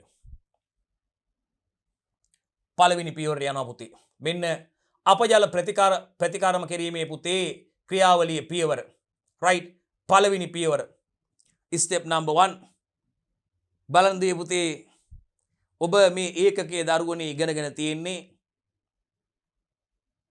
මේ ඒකකයේ දරුවනේ 12 වෙනි ශ්‍රේණියේ 5 වෙනි ඒකකයේ ජලයේ ගුණාත්මක භාවය කියන ඒකකයේ යටතේ දරුවනේ මේ කොටස අපිට සාකච්ඡා කරන්න තියෙන්නේ 4 5 ඒකක ජල සම්බන්ධයෙන් ජල ප්‍රභව ගැන 4 වෙනි ඒකකයේදී කතා කරලා ඉවරලා දුවේ පුතේ අපි 5 වෙනි ඒකකයේදී ජලයේ ගුණාත්මක භාවය සම්බන්ධයෙන් ඒකකයේදී කතා කරනවා දුවේ පුතේ ජලයේ ගුණාත්මක භාවය සඳහා අපි යොදා ගන්නා පාරාමිතීන් ගැන කතා කරනවා පුතේ. භෞතික පාරාමිතීන්, රසායනික පාරාමිතීන්, ජෛවික පාරාමිතීන් නැතේ කෝලිෆෝම් පරීක්ෂාව ගැන කතා කරනවා පුතේ. අවසානයේදී අපි මේ අපජලයේ පිරියම් කිරීම සම්බන්ධයෙන් ඒ පියවර සම්බන්ධයෙන් විස්තරාත්මකව සිද්ධාන්ත කරුණු වල සාකච්ඡා කළා අවසන් දුවල පුතාලත් එක්ක ඒ ඒකක අපි. හොඳයි දරුවනේ. එතකොට එහෙනම් අපජලය ප්‍රතිකර්ම කිරීමේ පියවර පළවෙනි පියවරට යනවා පුතේ. අපි මුලින්ම පියවර අංක 1 බලන්න. පළවෙනි පියවර පුතේ වායු ගැන්වීමේ තටාක තුලදී බානු පුතේ වායු ගැන්වීමේ තටාක ටැංකි ඒ විශාල තටාක තුලට යවනවා වායු ගැන්වීමේ තටාක තුල ටැංකි තුල පුතේ වායු ගැන්වීමේ තටාක තුලදී ස්වවායු බැක්ටීරියා ගහණය වැඩි කිරීම මේ ඔක්සිජන් සහිත තත්ත්ව යටතේදී වියෝජනය සිදු කරනු ලබන වියෝජනය සිදු කළා මේ ජලයේ අපජලයේ දියලා තියෙන කාබනික ද්‍රව්‍ය වියෝජනය කිරීමයි පුතේ පියවරේදී සිදු වෙන්නේ. එහෙනම් දරුවනේ මේ පළවෙනි පියවර තමයි පියවර අංක 1 අපජල ප්‍රතිකර්ම ක්‍රියාවලියේ පළවෙනි පියවර තමයි පුතේ වායු ගැන්වීමේ තටාක තුලදී ස්වවායු බැක්ටීරියා ගහණය වැඩි කිරීම. right අපි බලමු කොහොමද මේ තුල ස්වවායු බැක්ටීරියා ගහණය වැඩි කරගන්නේ කියලා. මේ සඳහා ස්වවායු බැක්ටීරියා ගහණය වැඩි ලෙස පවතින අවසාදිත ටැංකිවල ඇති රොන්බර ස්වල්පයක් පුතේ මතකයි ඔබට මෙන්න මේ වායු ගැන්වීමේ තටාක වෙතට යොමු කරනු ලබනවා. මොනවද දුවේ පුතේ අපිට මේ වායු ගැන්වීමේ තටාක තුලදී ස්වවායු බැක්ටීරියා ගහණය වැඩි කිරීම සඳහා අපි සිදු කරන්නේ ඔබ දැනටමත් දන්නවා මේ ක්‍රියාවලිය නිවැරදිව මේ පාඩම් අධ්‍යයනය කරලා තියෙන දරුවෝ විදිහට මේ සඳහා අපි ස්වවායු බැක්ටීරියා ගහණය වැඩි ලෙස පවතින කොහෙන්ද අවසාදිත ටැංකිය වල තියෙන රොන්බර ස්වල්පයක් පුතේ අවසාදිත ටැංකිය වලින් රොන්බර ස්වල්පයක් පුතේ මේ වායු ගැන්වීමේ තටාකයේ වෙතට යොමු කරනු ලබනවා. එතකොට මොකද වෙන්නේ? මීට අමතරව වාතනය කිරීම මගින් බලන්නකෝ ස්වවායු බැක්ටීරියාවන්ට අවශ්‍ය O2 වායු ප්‍රමාණය ඉහළ යාම මගින් මොකද වෙන්නේ? ප්‍රජනනය කාර්යක්ෂම වී ස්වවායු බැක්ටීරියා ගහණය ඉහළ නංවනු ලබනවා. එතකොට ඒගොල්ලෝ මොකද කරන්නේ? වැඩිපුර මේ දිය වෙලා තියෙන කාබනික ද්‍රව්‍ය වියෝජනයට ලක් කිරීම සිදු වෙනවා පුතේ. බැක්ටීරියා ගහණයත් වැඩි වෙනවා. ඒගොල්ලෝ ඒත් එක්කම වැඩිපුර මේ කාබනික ද්‍රව්‍ය වියෝජනය සඳහා යොදා ගන්නවා. වියෝජනය සඳහා සිදු කරලා ශක්තිය නිදහස් කිරීම සිදු කරනවා දුවේ පුතේ ඒගොල්ලෝ. හරි. එහෙනම් මේ සඳහා අපි ස්වවායු බැක්ටීරියා ගහණය වැඩි ලෙස පවතින අවසාදිත ටැංකිය වලින් පුතේ රොන්බර ස්වල්පයක් අරගෙන මේ වායු ගැන්වීමේ තටාක වෙතට යොමු කරනවා පුතේ. ඊට අමතරව වාතනය කිරීම මගින් ස්වවායු බැක්ටීරියාවන්ට අවශ්‍ය O2 වායු ප්‍රමාණයත් වැඩි කරලා දීම සිදු කරනවා. ඒකේ ප්‍රතිඵලයක් විදිහට පුතේ මේ අයගේ ප්‍රජනන කාර්යක්ෂමතාවය වැඩි වෙලා පුතේ ප්‍රජනනයේ කාර්යක්ෂමව සිදු වෙලා මේ තුල ස්වවායු බැක්ටීරියා ගහණය ඉහළ යනවා. වගේම පුතේ වැඩිපුර මේ ජලයේ දියලා තියෙන කාබනික ද්‍රව්‍ය වියෝජනය වීම සිදු කරනු ලබනවා. මම හිතන්නේ ඉතාමත්ම පැහැදිලි දුවල පුතාලට ඒ පළවෙනි පියවර අංක 1 අපි යමු ඊළඟ පියවරට දරුවනි. අන්න බලන්න ඊළඟ පියවර තමයි පුතේ දෙවනි පියවර. මේ වායු ගැන්වීමේ තටාක තුලදී කාබනික ද්‍රව්‍ය බැක්ටීරියා මගින් වියෝජනය සිදු වෙනවා පුතේ. දැන් මේ තුල බැක්ටීරියා ගහණය වැඩි වෙලා තියෙන්නේ. ඒගොල්ලන්ට අවශ්‍ය ඔක්සිජන් ප්‍රමාණවත්ව ලැබිලා තියෙන්නේ. බැක්ටීරියා ගහණය වැඩි කරලා තියෙන්නේ. දැන් මෙන්න මේ තටාක තුලදී පුතේ මේ වායු ගැන්වීමේ තටාක තුලදී කාබනික ද්‍රව්‍ය බැක්ටීරියා මගින් වියෝජනයට ලක් කරනවා. පුතේ මේ තටාක තුල දැන් බැක්ටීරියා ගහණය වැඩිවීමත් සමග අපජලයේ තියෙන කාබනික ද්‍රව්‍ය ඒගොල්ලොන්ගේ ශ්වසන උපස්තර කරගනිමින් පුතේ මොකද කරන්නේ? ස්වවායු බැක්ටීරියා විසින් ඒ කාබනික ද්‍රව්‍ය CO2 හා ජලය බවට පත් කරලා අපි කලින් කිව්වා වගේ ශක්තිය නිපදවා ගැනීම සිදු කරනවා. ඔන්න පුතේ තුල සිදුවන සමස්ත ක්‍රියාවලිය. එහෙනම් පුතේ වායු ගැන්වීමේ තටාකයේ තුලදී මේ කාබනික ද්‍රව්‍ය පුතේ මේ බැක්ටීරියා මගින් වියෝජනයට ලක් කරනවා. මේ බැක්ටීරියා ගහණය මේ තටාක තුල වැඩිවීමත් සමග අපජලයේ තියෙන කාබනික ද්‍රව්‍ය ඒගොල්ලෝ තමන්ගේ ශ්වසන උපස්තරයේ විදිහට භාවිතා කරලා පුතේ ස්වවායු බැක්ටීරියා විසින් මේ කාබනික ද්‍රව්‍ය පුතේ CO2 කියන්නේ කාබන් ඩයොක්සයිඩ් හා ජලයේ බවට බිඳ හෙළමින් ශක්තිය නිපදවා ගැනීම සිදු කරනවා පුතේ. මේ විදිහට තමයි කාබනික ද්‍රව්‍ය බිඳ හෙළීම සිදු කරන්නේ. අපජලයේ තිබුණු කාබනික ද්‍රව්‍ය මෙන්න මේ ආකාරයටයි පුතේ වියෝජනය සිදු කරන්නේ. right පැහැදිලි. මෙතන බලන්න පුතේ විශේෂ කරුණු පමණයි, අනවශ්‍ය කිසිම දෙයක් වැල්වට ආරන්නේ. ඉතින් ඒ අනුව තමයි විනාඩි 10න් මේ ප්‍රශ්න ලියන්න පුළුවන් විදියටයි පුතේ දීලා තියෙන්නේ, සකස් කරලා තියෙන්නේ. ඉතින් ඊට වඩා කාලය අරගෙන වැල්වට ආරම් වෙනත් කතන්දර ලියලා තේරුමක් නෑ පුතේ. අපේ කාලය මනාව කළමනාකරණය කරගන්න ඕනේ. අපි ලියන්න ඕන කරුණු, අවශ්‍ය කරුණු, නිවැරදි කරුණු හරියට තෝරගෙන ඒ විෂය කරුණු පොයින්ට් එකයි පුතේ හරියටම ඒවා අපි මතකින් අරගෙන වෙන් කරලා අරගෙන නිවැරදිව මේ ආකාරයට පිළිතුර ලියා ගන්න නම් ආදරණීය දුවේ පුතේ ඔබ හැකි පමණ මේ ආකාරයට රචනා ප්‍රශ්න වලට පිළිතුරු ලියලා හුරු වීම තුළින්ම පමණයි පුතේ මේ අවබෝධය මේ පුහුණු වීම ලබා ගන්න පුළුවන් වෙන්නේ. ඉතින් ඒකේ අවසන් ප්‍රතිඵලය ඔබට ඒ සාමාර්ථයකට මේ විෂය සඳහා ඒ ප්ලස් එකකට යන්න පුළුවන් මාවත ක්‍රමානුකූලව සකස් වෙලා අන්න ඒ අවසන් ප්‍රතිඵලයටයි පුතේ ඔබ පාන ගන්නේ. රයිට් පුතේ. නිවැරදිව වැඩේ කරමු.